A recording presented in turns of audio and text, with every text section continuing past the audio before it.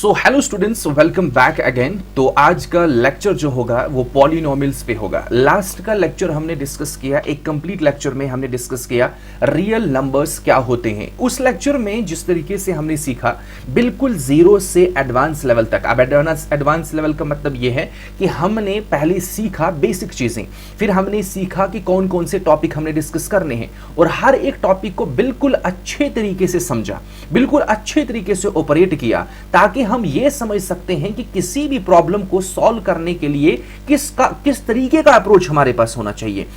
उसमें हमने important topic सीखे, उसमें हमने प्रीवियस ईयर क्वेश्चंस कुछ डिस्कस किए, हमने ये भी सीखा कि क्वेश्चन किस प्रकार का आ सकता है और क्वेश्चन को किस तरीके से अप्रोच करना है। बिल्कुल एग्जैक्ट उसी तरीके से हम यहां पर डिस्कस करेंगे। बिल्कुल कंप्लीट पॉलिनोमियल्स लेक्चर जो हमारे पास चैप्टर है या व्हाटएवर यूनिट है, ये हम कंप्लीट डिस्कस करेंगे।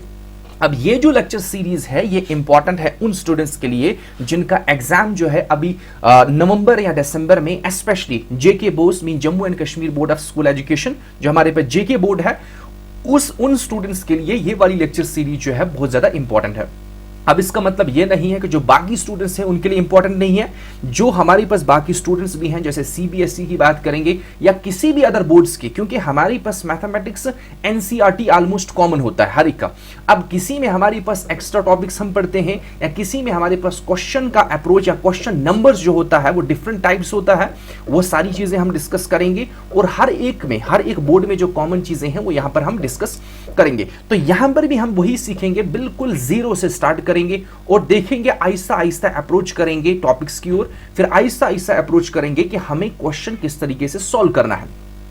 जैसे हमने वहां पर यह सीखा कि हमारे पास एम क्या रहेगा, इस एंटायर यूनिट में हम क्या सीखने जा रहे हैं, तो यहां पर भी हमारे पास उसी तरीके से हमारे पास एम रहेगा। पूरे यूनिट में हमने सीखना कुछ भी नहीं है, हमारे पास पूरे यूनिट में सबसे पहली चीज हमें ये डिफरेंस पता करना है कि अल्जेब्रिक एक्सप्रेशन और पॉलिनोमियल, क्या ये दोनों चीजें सेम होती हैं या डिफरेंट होती हैं। जब हमें ये पता चलेगा फिर पॉलिनोमियल्स के बारे में डिस्कस करेंगे, उनकी इंपॉर्टेंट टाइप्स डिस्कस करेंगे। तो मोस्ट इंपॉर्टेंटली हम यहां पर डिस्कस करेंगे क्वाड्रेटिक, क्या करेंगे डिस्कस, क्वाड्रेटिक पॉलिनोमियल ये भी हम डिस्कस करेंगे क्योंकि हमने टाइप्स ऑफ पॉलिनोमियल्स भी डिस्कस करना है। फिर यहां पर हमारे पास इस क्वाड्रेटिक पॉलिनोमियल या किसी भी पॉलिनोमियल्स का जीरोज जिसे हम सॉल्यूशन कहते हैं, आगे हम डिस्कस करेंगे, और वैल्यूज ऑफ पॉलिनोमियल, और मोस्ट इंपॉर्टेंटली ये हम अप्लाई करेंगे क्वाड्रेटिक पॉलिनोमियल पर। मतलब सिर्फ हमने ये 2-3 चीजें सीखनी है, ये मेन चीजें हैं और यही हमें इस यूनिट में एग्जाम पर्सपेक्टिव के लिए या जर्नल पर्सपेक्टिव के लिए हमने सीखना है। तो हम ये डिफरेंस भी फाइंड आउट करेंगे, क्वाड्रेटिक पॉलिनोमियल देखेंगे आखिरकार क्वाड्रेटिक पॉलिनोमियल क्या होती है, उसके जीरोस फाइंड आउट करने के लिए कौन सा मेथड हम इस्तेमाल करेंगे, और वैल्यू ऑफ पॉलिनोमियल और जीरो ऑफ पॉलिनोमियल में क्या डिफरेंस होता है। अब देखो हमारे पास यहां पर क्या है कि ये चीजें डिस्कस करेंगे हम, लेकिन सबसे पहली चीज जिस तरीके से हमने रियल नंबर में बिल्कुल बेसिक चीजें सीखी, उसी तरीके से हम यहां पर भी पहले बेसिक चीजें सीखेंगे। अब बेसिक चीजें में हम स्टार्ट करेंगे फिजिकल क्वांटिटी से।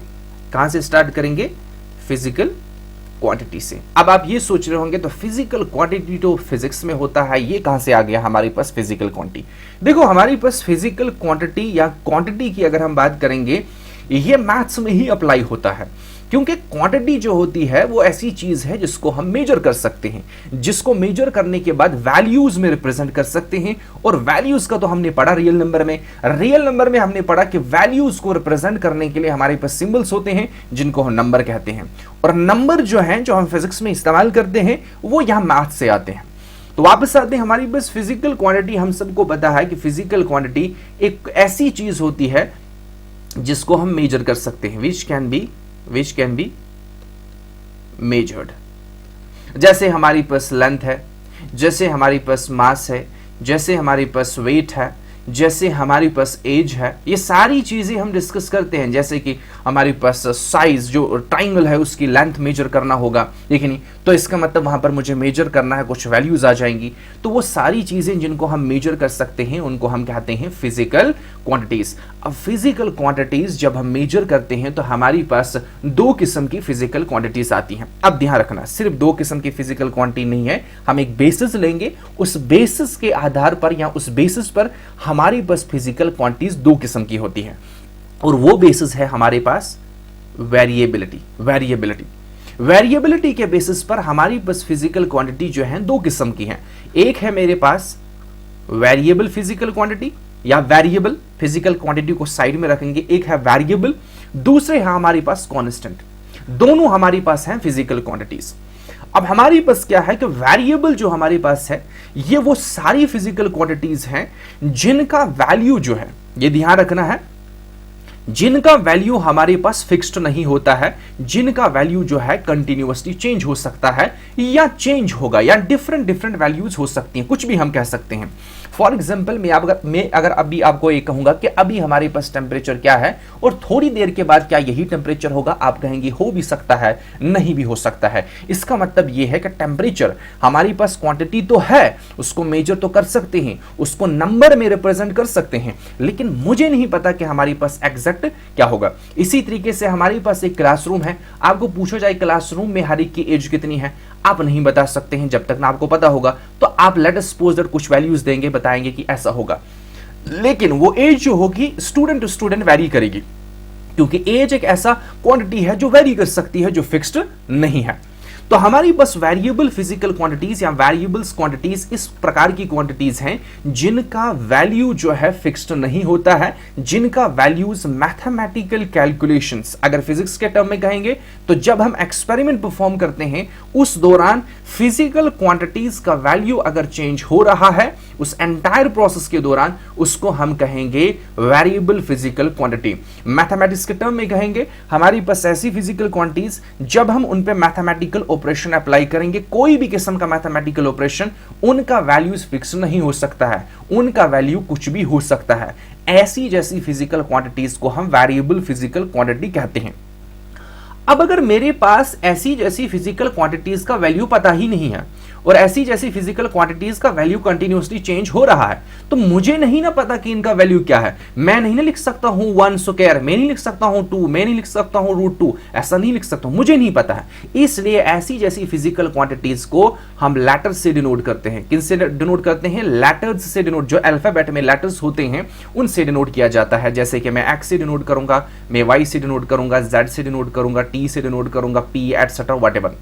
लेट अस सपोज मैं कह रहा हूं कि यहां पर हमारी स्टूडेंट जो है उनकी एक्स एज है, या मुझे पता ही नहीं है, मैं कह रहा हूं कि late us suppose that student की 4 साल पहले जो है वो एक्स एज थी, देखिए नहीं, या अभी जो टेम्परेचर है मुझे नहीं पता है कि टी टेम्परेचर है, क्योंकि हमारी बस इसका वैल्यू जो होगा कुछ भी हो सकता है, इसलिए हम कोई पर्टिकुलर वैल्यू नहीं देंगे, हम सीधा नाम रखेंगे किसी लेटर के बेस पर, फिर जो भी वैल्यू आ जाएगी वो हम एंटर करेंगे।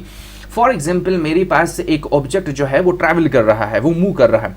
देखो ध्यान रखना, मैं आपको यहाँ पर फिजिक्स नहीं पढ़ा रहा हूँ, मेरा तरीका होता है मैथ्स पढ़ाने का कि आपको पता चलना चाहिए कि हम पढ़ क्या रहे हैं, ये कहाँ पर यूज होगा, कहाँ पर हम इसको अप्लाई कर रहे हैं। हमारा मकसद यहाँ पर ये नहीं रहता है कि हमने क्वेश्चन सॉल्व करने हैं गधों की तरह, कि हमने एक्सरसाइज ली, सॉल्व किया, ट्रिक सीखे, हो गया मैथ। नहीं, हमें सीखना है स्टेप बाय स्टेप, हर एक चीज सीखनी है कि ये कहाँ पर अप्लाई और किस तरीके से हम अप्लाई कर सकते हैं। So let us suppose that मेरे पास एक ऑब्जेक्ट जो है अगर वो ट्रैवल कर रहा है, वो ट्रैवल कर रहा है मींस वो मूव कर रहा है। अब मूव करने के लिए मुझे एक्सप्लेन करना पड़ेगा, मुझे कोई फिजिकल क्वांटिटी इसके साथ एसोसिएट करनी पड़ेगी। मैं कहूंगा कि इसके साथ फिजिकल क्वांटिटी में एसोसिएट कर रहा हूं डिस्टेंस, कि डिस्टेंस मेजर करो, आपको पता चलेगा इसका मोशन क्या है। तो इस वो डिस्टेंस जो मेरे पास है, ये ऑब्जेक्ट अब चल रहा है, मुझे नहीं पता कि ये कितने टाइम में कितना डिस्टेंस ट्रैवल कर सकता है। मतलब बेटा सपोज दैट पहले इतना डिस्टेंस ट्रैवल करेगा, फिर थोड़ी के बाद कुछ टाइम के बाद इतना डिस्टेंस ट्रैवल कर लूं, मुझे पता नहीं है। तो मैं कह रहा हूं किसी पर्टिकुलर टाइम में इसने डिस्टेंस ट्रैवल किया x। अब x का वैल्यू जो आएगा, x का वैल्यू मेरे पास 10 मीटर भी आ सकता है, x का वैल्यू मेरे पास 20 मीटर भी आ सकता है, 0 भी आ सकता है, 1 भी आ सकता है, वट एवर जो भी है। मतलब ये है कि इसका वैल्यू जो है वो फिक्स्ड नहीं रहेगा जब भी कोई प्रोसेस होगा, जब भी कोई मैथमेटिकल कैलकुलेशंस होंगी। ये आपको ध्यान रखना है, ये आपको समझ आना चाहिए कि हम क्या पढ़ रहे हैं और कहां पर अप्लाई होगा। लेकिन इसके बरकस अगर हम कांस्टेंट फिजिकल क्वांटिटी की बात करेंगे, ये ऐसी फिजिकल क्वांटिटी है जिसका वैल्यू फिक्स रहता है। क्या रहता है? वैल्यू क्या रहता है? फिक्स रहता है। इसका वैल्यू हमारे पास चेंज नहीं होता है। कुछ भी हम करें यहां पर इसका वैल्यू फिक्स रहेगा। और साथ में हम ऐसा भी कह सकते हैं, कभी कभार किसी भी प्रॉब्लम में जब हमारे पास ये कांस्टेंट फिजिकल क्वांटिटी आएगी, इसका इफेक्ट कांस्टेंट रहेगा, फिक्स रहेगा। अब इसका मतलब क्या है? फॉर एग्जांपल मेरे पास है 4, या ऐसे लिखेंगे, मेरे पास एक फिजिकल क्वांटिटी वेरिएबल है x, जिसका वैल्यू मुझे पता नहीं है, लेकिन इसके साथ में मल्टीप्लाई कर रहा हूं 2, या x मेरे पास वेरिएबल है, मैं ऐड कर रहा हूं 2। अब यहां पर ये जो 2 मेरे पास है, ये फिक्स्ड वैल्यू है। क्या है? इस प्रॉब्लम में ये फिक्स्ड वैल्यू है। क्या है? फिक्स्ड वैल्यू है। इसका इफेक्ट चाहे x कुछ भी हो, इस 2 का इफेक्ट हर टाइम पर, हर वैल्यू ऑफ x पर सेम रहेगा। कैसे? जैसे अगर यहां पर मैं लेता हूं x2, तो मुझे मल्टीप्लाई करना पड़ेगा 2, तो मेरे पास आ जाएगा 4। इसका मतलब 2 का यहां पर इफेक्ट उतना ही है कि मतलब ये दुगना कर रहा है इस चीज को। ये कैसे पता चलेगा? अगर मैं x की लिखूंगा वैल्यू 4, तो मेरे पास साथ में तो 2 है, वो तो चेंज नहीं हो रहा है, तो ये आ जाएगा 8। मतलब x को दुगना कर रहा है, ट्वाइस कर रहा है। पहले भी उतना ही इफेक्ट है, बाद में भी इफेक्ट उतना ही है, इसके बाद भी आप वैल्यूज देंगे, इसका इफेक्ट सेम रहेगा। जिस भी फिजिकल क्वांटिटी का इफेक्ट जो है वेरिएबल्स पे या अदर फिजिकल क्वांटिटी पे सेम रहता है, उस वाली फिजिकल क्वांटिटी को हम कांस्टेंट कहते हैं। ये आपको ध्यान रखना है, ये इंपॉर्टेंट पॉइंट है। अदरवाइज तो हमें पता है कि कांस्टेंट एक ऐसी चीज होती है जो चेंज नहीं होती है। मतलब लिटरल अंग्रेजी भाषा का मतलब जो हमारे पास है, कांस्टेंट का मतलब वो चीज है जो चेंज नहीं होती है। लेकिन ये वाला पॉइंट जो मैंने आपको बताया, ये आपको समझ आना चाहिए कि यही चीज आपको फिजिकल प्रोसेसेस या कोई भी फेनोमेना हो रहा है उसको समझने में आसानी होगी कि किसी भी फिजिकल क्वांटिटी का इफेक्ट जो है अगर वो सेम रह रहा है उस एंटायर प्रोसेस में, वो वाली फिजिकल क्वांटिटी जो है वो कांस्टेंट क्वांटिटी है। अब सिंपल एग्जांपल लेंगे। फॉर एग्जांपल मेरे पास फिजिकल क्वांटिटी जो है 2 है। अब 2 जो मेरे पास है इसका वैल्यू फिक्स्ड है, ये 2 है। अब 2 हमारे पास, अब जो हमारे पास यहां पर 2 है, 2 की अगर बात करेंगे तो 2 मेरे पास एक फिक्स्ड फिजिकल क्वांटिटी है। अब 2 जो है 2 ही रहेगा, 2 तो 3 नहीं बनेगा, 4 नहीं बनेगा। देखो जैसे मेरे पास 2 है किसी फिजिकल क्वांटिटी में या कोई प्रोसेस में या किसी भी एक्सप्रेशन आगे हम डिस्कस करेंगे, ठीक नहीं, तो 2 जो है क्या ये चेंज हो सकता है? कोई अभी अब बताएगा नहीं सर 2 तो चेंज हो सकता है, 2 को अगर मैं ऐड करूंगा 1, ये 3 बनेगा। देखो ये जो चीज आप कह रहे हैं ना, ये कांस्टेंट ही, ये तब भी उतना ही है। और ये जो 3 है, ये 3 इंटरनल कांस्टेंट है। 3 जो हमारे पास है तो 3 ही है। अब इसका मतलब ये नहीं 2 3 में कन्वर्ट हुआ, हमने 2 के साथ एक और ऐड किया तब जाके 3 बना, लेकिन 2 तो उस 3 में 2 ही है ना। 2 का इफेक्ट जितना है उतना ही है। जैसे अगर मैं 2, ये जो 2 है इसमें अब ऐड करूंगा 2, ये बनेगा 4। अब इसका मतलब ये नहीं कि 2 4 में कन्वर्ट हुआ, ये चेंज हुआ, ये चेंज नहीं हुआ, ये फिक्स्ड, इसका वैल्यू जो है वो फिक्स्ड है। इसी तरीके से मेरे पास √2 होगा, इसी तरीके से मेरे पास पाई होगा, जैसे पाई होता है 22/7। अब देखो अगर मैं यहां पर आपको एक एग्जांपल दे दूंगा कंबाइन वेरिएबल और कांस्टेंट जो हमारे पास है, एक मिनट,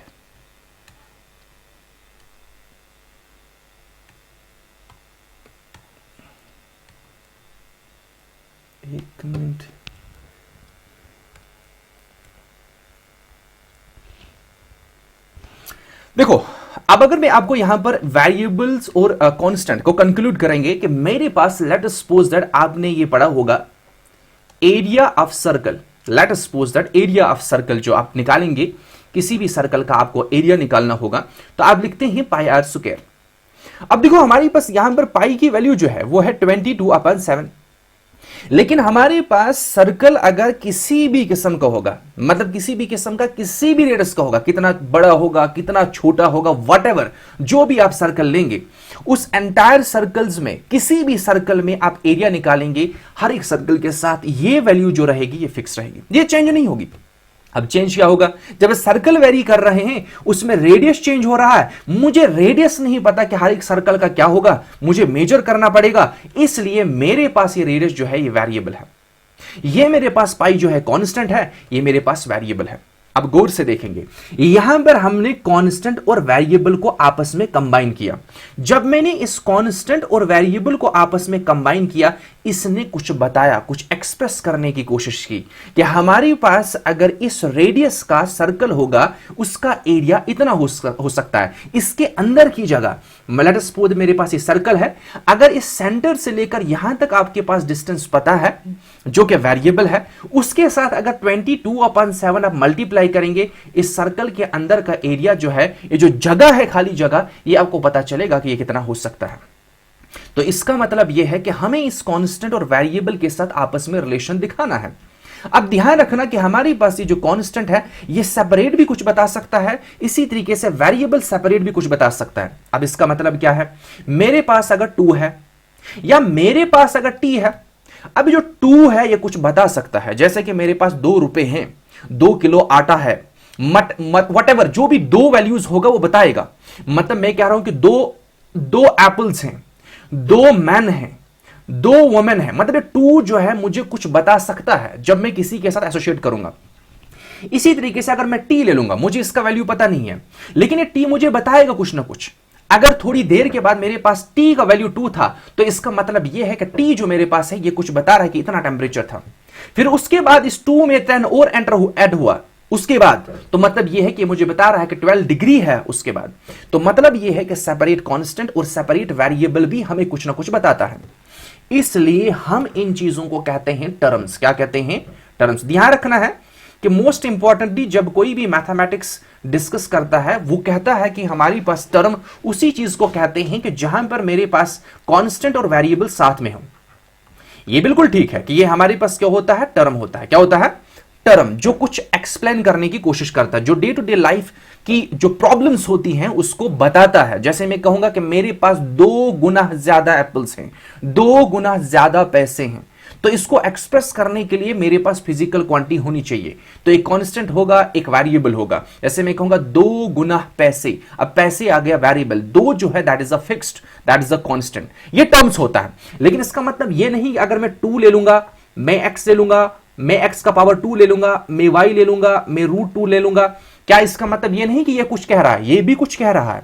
क्या इसका वैल्यू, इसका मतलब कुछ नहीं है x का, x स्क्वायर का कुछ मतलब नहीं है, √2 का मतलब कुछ नहीं, हर एक का मतलब है। इसलिए हम इंडिविजुअल्स भी इनको क्या कहते हैं? टर्म्स कहते हैं। क्या कहते हैं? टर्म्स कहते हैं।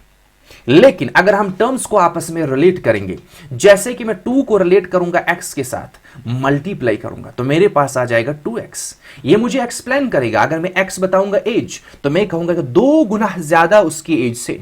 अगर x मेरे पास पैसे होंगे, मैं कहूंगा 2 गुना ज्यादा पैसे होंगे। लेकिन तो ये कहेगा हमारे पास टर्म। क्या कहेगा? ये भी मेरे पास टर्म्स हैं, लेकिन जब इनको कंबाइन करूंगा मेरे पास बनेगा टर्म। अब ध्यान रखना, अगर बहुत सारी टर्म्स को हम ऐड करेंगे या सब्ट्रैक्ट करेंगे, means mathematical operation, basic mathematical operation, addition या सब्ट्रैक्शन का इस्तेमाल करेंगे, तो हमारे पास कुछ इस तरीके का बनेगा। फॉर एग्जांपल, मैंने लिया 2x एक टर्म, या सिंपल हम लेंगे, सिंपल x भी ले सकते हैं, सिंपल x कर ले। मैंने लिया एक टर्म x, दूसरा टर्म लिया 2, इन दोनों को कंबाइन किया ऐड से। तो इसका मतलब यह है, ये चीज जो मेरे पास है ये कुछ कहने की कोशिश कर रहा है। ये क्या कहने की कोशिश कर रहा है? कि मेरे पास इतने पैसे और 2 रुपए हैं। अब इतने जो है ये कुछ भी हो सकता है, ठीक है नहीं? अब इतने जो ही पता चला, हम इसमें ऐड करेंगे, हमें पता चलेगा टोटल कितना है। लेकिन उस टोटल में इसका इफेक्ट, ये जो 2 का इफेक्ट है, ये फिक्स्ड रहेगा। अगर इतने की जगह मेरे पास 1 लाख आ गया, तो ये 2 जो है आगे 1 लाख और 2 रुपए। अगर मेरे पास इतने की जगह 2 लाख आ गया, तो ये 2 उतना ही रहेगा, ये इसका इफेक्ट जो है उतना ही रहेगा। तो इसका मतलब यह है कि जब हम टर्म को कंबाइन करते हैं, जब हम टर्म को, 1 मिनट, मुझे बैटरी का भी ख्याल रखना पड़ता है। जब हमारे पास यहां पर क्या रहेगा कि जब हम टर्म्स को कंबाइन करते हैं, वो कुछ प्रॉब्लम्स को एक्सप्लेन करने में मदद करता है। अब आपको ध्यान रखना है, जब हम टर्म्स को कंबाइन करेंगे, इस टर्म्स में हमारे पास बहुत सारी फिजिकल क्वांटिटीज, जिसमें हमारे पास वेरिएबल भी होगा, जिसमें हमारे पास कांस्टेंट भी होगा। अगर ये हमें कुछ कहने की कोशिश कर रहा है, एक्सप्रेस करने की कोशिश कर रहा है, तो ऐसी जैसी चीजों को या ऐसे जैसे कॉम्बिनेशंस ऑफ फिजिकल क्वांटिटी को हम कहते हैं अलजेब्रिक एक्सप्रेशन। क्या कहते हैं? Algebraic expression. अभी हमने पॉलिनोमियल्स की ओर मूव नहीं किया, अब हम पॉलिनोमियल्स की ओर मूव करेंगे कि पॉलिनोमियल्स क्या होता है हमारे पास, ठीक है नहीं। अब देखो हमारे पास यहां पर आपको यह ध्यान रखना है कि हमारे पास जो वेरिएबल है, ये जो वेरिएबल है, ये वेरिएबल का पावर जो है कुछ भी हो सकता है। जैसे मेरे पास ये x जो होगा एक बार भी हो सकता है, ये x बार दो बार भी हो सकता है, 3 बार भी हो सकता है, 4 बार भी हो सकता है। मतलब यह है कि मेरे पास वेरिएबल के ऊपर पावर 1 भी हो सकता है, 2 भी हो सकता है, 3 भी हो सकता है, 4 भी हो सकता है, 5 भी हो सकता है। अब हमारी बस ये जो वेरिएबल है, इसका वैल्यू जो है वो वेरी कर सकता है in terms of its power. अगर पावर डिफरेंट है तब भी वेरिएबल का पावर उसी के अकॉर्डिंग डिफर होगा। इस पावर को हम कहते हैं डिग्री। क्या कहते हैं? Degree of variable. अभी हम पॉलिनोमियल की बात नहीं कर रहे हैं कि डिग्री ऑफ अ पॉलिनोमियल या डिग्री ऑफ एनी एक्सप्रेशन, अभी हमने नहीं बताया। मैं वेरिएबल की बात कर रहा हूं, वेरिएबल पे इतना डिग्री होगा, एक नहीं। इसको हम फिजिक्स के टर्म में कहते हैं डायमेंशन। क्या कहते हैं? डायमेंशन। मतलब जैसे हमने x मेजर किया तो x हमने एक डायरेक्शन में मेजर किया, अगर x स्क्वायर आया तो x हमने 2 डायरेक्शन। मैं आपको सिंपल एग्जांपल देता हूं। फॉर एग्जांपल आपने लिखा पाई आर स्क्वायर। आर स्क्वायर का मतलब क्या है कि आपने सर्कल में जब एरिया निकालना है तो 2 डायरेक्शन में आपको डिस्टेंस मेजर करना है, जिसे हम बेसिक एरिया कहते हैं लेंथ इनटू ब्रेड्थ, तब जाके आर स्क्वायर आ जाएगा। मतलब सेम लेंथ भी वही है, ब्रेड्थ भी वही है, क्योंकि मीटर में मेजर किया जाता है। लेंथ को 2 डायरेक्शन में मेजर करना है, ठीक है नहीं। अब ज्यादा डिटेल में हम नहीं जाएंगे। तो हमारे पास यहां पर किसी भी वेरिएबल का पावर जो होता है उसको कहते हैं डिग्री। क्या कहते हैं? डिग्री। ये आपको ध्यान रखना है, ठीक है कि नहीं। अब हमारे पास यहां पर देखो, ये कंप्लीट कंसेप्ट नहीं है, कंफ्यूजन नहीं हो। कंप्लीट कंसेप्ट अभी डिग्री का नहीं है, मैं जस्ट बेस बना रहा हूं कि जब हम डिग्री पर पहुंचेंगे। अब देखो हमारे पास यहां पर जो मैंने आपको कहा कि जब भी हम यहां पर क्या करते हैं, किसी भी 2 फिजिकल क्वांटिटी को कंबाइन करते हैं बाय एडिशन बाय सब्ट्रैक्शन, वो कुछ एक्सप्रेस करने की कोशिश करता है, उसको कहते हैं हम अलजेब्रिक एक्सप्रेशन। क्या कहते हैं? Algebraic expression. अब ये अलजेब्रिक एक्सप्रेशन किस किस किस्म का हो सकता है, और अलजेब्रिक एक्सप्रेशन एक्चुअल में हमें कैसे पहचानना आएगा कि अलजेब्रिक एक्सप्रेशन क्या होता है। मैं आपको कुछ एग्जांपल देता हूं। फॉर एग्जांपल मेरे पास है एक्स स्क्वायर प्लस 2 प्लस 1 अपान, या इतना ही रखो, एक मिनट, एक्स स्क्वायर प्लस 2, या मेरे पास एक्सप्रेशन है x cube plus 3 plus y, ऐसा भी हो सकता है। या मेरे पास x cube plus 3 plus 2 upon x, ये भी एक्सप्रेशन हो सकता है। इसका मतलब यह है कि हमारी पास किसी भी एक्सप्रेशन में फिजिकल क्वांटिटीज 2 होंगी, एक कांस्टेंट होगा, एक वेरिएबल होगा, उनका कॉम्बिनेशन, आइदर बाय सब्ट्रैक्शन और बाय एडिशन। अब देखो हमारी पास क्या होगा कि इस एक्सप्रेशन में, ये ध्यान रखना है, इसी एक्सप्रेशन में हम ढूंढेंगे कि पॉलिनोमियल क्या होता है, ठीक है नहीं। अब हम पहले पॉलिनोमियल डिस्कस करेंगे, फिर आपको बताएंगे डिफरेंस क्या होता है एक अलजेब्रिक एक्सप्रेशन या एक्सप्रेशन और पॉलिनोमियल के बीच का डिफरेंस क्या होता है, वो हम डिस्कस करेंगे।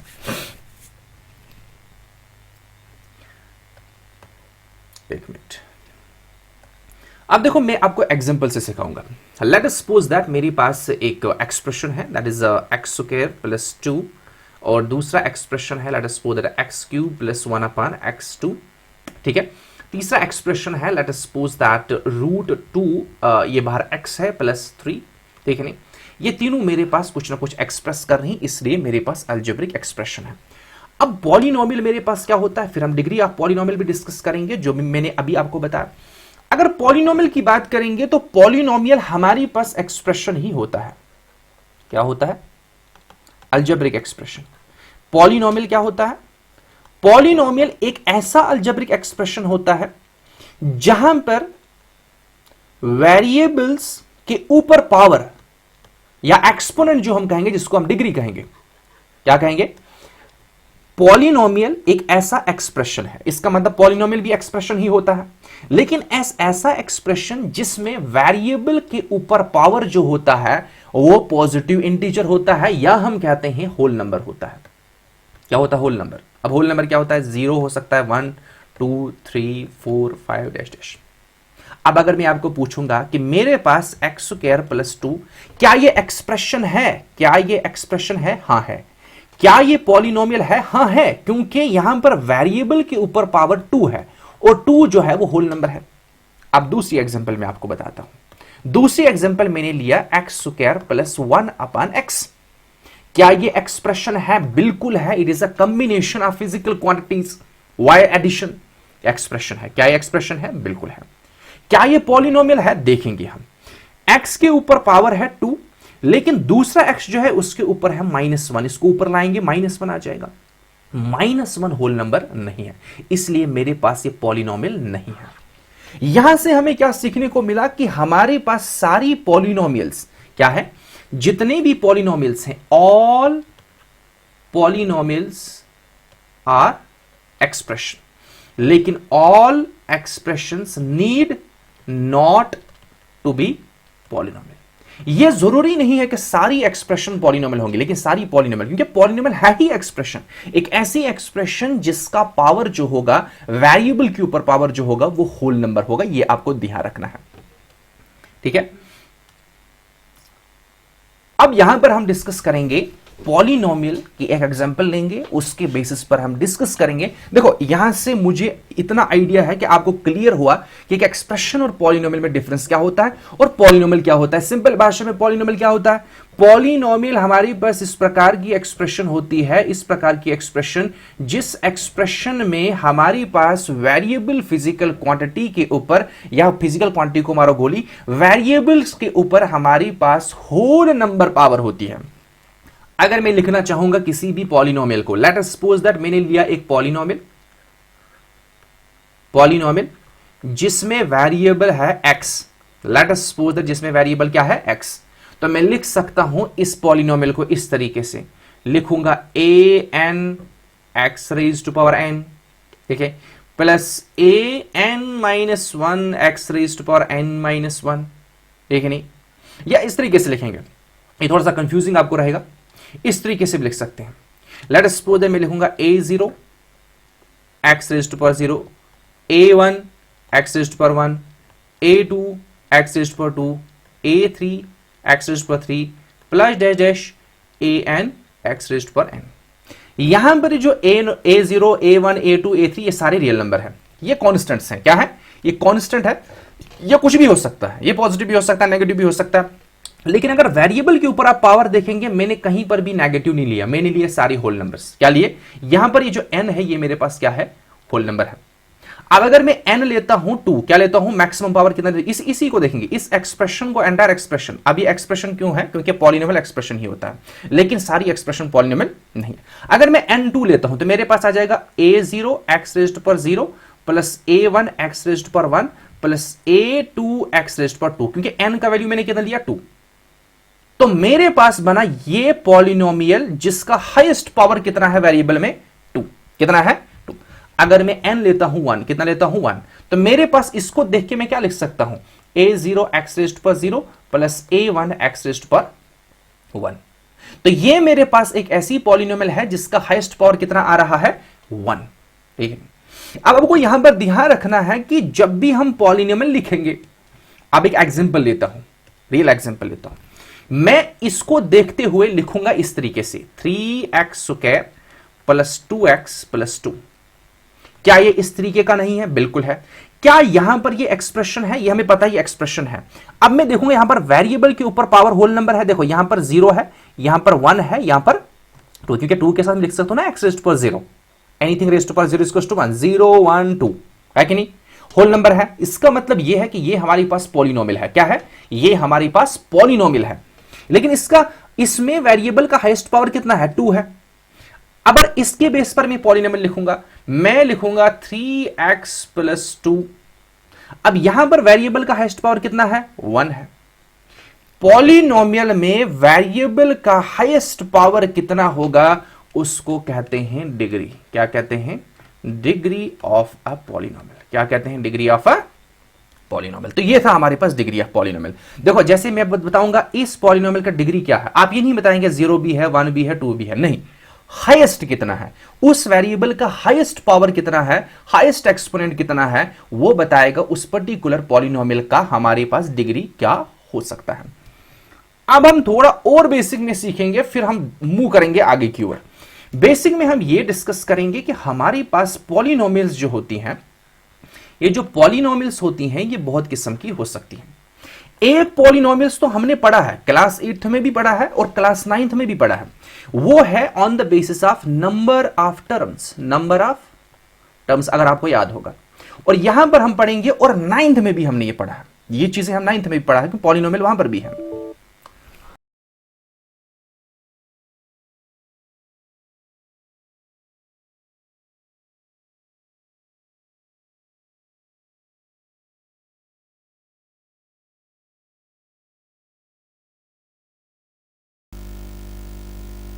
देखिए यहां तक हम पहुंचे थे, इसके बाद लाइट चली गई और लैपटॉप में बैटरी नहीं है तो ये भी ऑफ हो गया था। ठीक है, अब हम वापस ट्रैक पर आते हैं। तो हम डिस्कस कर रहे थे टाइप्स ऑफ पॉलिनोमियल बेसिक्स में। ठीक है, तो टाइप्स ऑफ पॉलिनोमियल में मैंने आपको ये बताया था कि हमारी पास दो किस्म की, मतलब डिपेंडेंस की अगर हम बात करेंगे तो दो डिफरेंट तरीके से हम पॉलिनोमियल्स को क्लासीफाई कर सकते हैं, जो कि हमने क्लास 8th और 9th में पढ़ा है, और मोस्ट इंपॉर्टेंटली 8th क्लास में हमें पढ़ते हैं on the basis of number of terms. अगर मेरे पास एक पॉलिनोमियल है, उसमें कितनी नंबर ऑफ टर्म्स हैं, तो उसको उस तरीके से डिफाइन किया जाता है जैसे कि अगर मेरे पास नंबर ऑफ टर्म्स जो है, अगर नंबर ऑफ टर्म जो है सिर्फ एक है, अगर मेरे पास नंबर ऑफ टर्म जो है 2 है, अगर मेरे पास नंबर ऑफ टर्म जो है 3 है, इसी तरीके से, तो एक किसी पॉलिनोमियल में कितने नंबर ऑफ टर्म्स हैं। दूसरा हमारे पास जो क्लासिफिकेशन का बेसिस है वो है on the basis of power, on the basis of power. और मोस्ट इंपॉर्टेंटली जब ये बेसिस हम पढ़ते हैं, इसमें एक्चुअल में क्लासिफिकेशन जो होता है that is on the basis of nature of graph. Nature of graph जो हम आगे भी पढ़ेंगे और हमने पढ़े भी हैं बेसिक क्लासेस में, कि हमारे पास पॉलिनोमियल का ग्राफ किस तरीके का होगा, मींस वो डिपेंड है उसकी पावर पर। हमारे पास एक पॉलिनोमियल है या एक एक्सप्रेशन है, उसका ग्राफ किस प्रकार को हो सकता है, वो डिपेंड है उसमें जो वेरिएबल है उसका पावर कितना है। तो हम ये कह सकते हैं ये क्लासिफिकेशन ऑफ पॉलिनोमियल जो है ये किस के बेसिस पर है, ये है on the basis of nature of graph of given polynomial. जो हमारे पास गिवन पॉलिनोमियल होगा उसका ग्राफ किस प्रकार का होगा, उसके बेसिस पर हम कहते हैं कि पॉलिनोमियल क्या क्या हो सकते हैं। लेकिन ग्राफ किस किस्म का होगा वो डिपेंड है पावर पर, इसलिए हम कहते हैं on the basis of power. अब पावर जो है, मतलब जिसको हम डिग्री कहते हैं, डिग्री किसी पॉलिनोमियल का 1 भी हो सकता है, 2 भी हो सकता है, 3 भी हो सकता है, 4 भी हो सकता है, या इवन 0 भी हो सकता है, क्योंकि हमारे पास पॉलिनोमियल में डिग्री 0 भी हो सकता है, क्योंकि हमारे पास पॉलिनोमियल एक ऐसी एक्सप्रेशन होती है जहां पर वेरिएबल का पावर या एक्सपोनेंट जो होता है होल नंबर होता है, तो वहां पर 0 भी हो सकता है।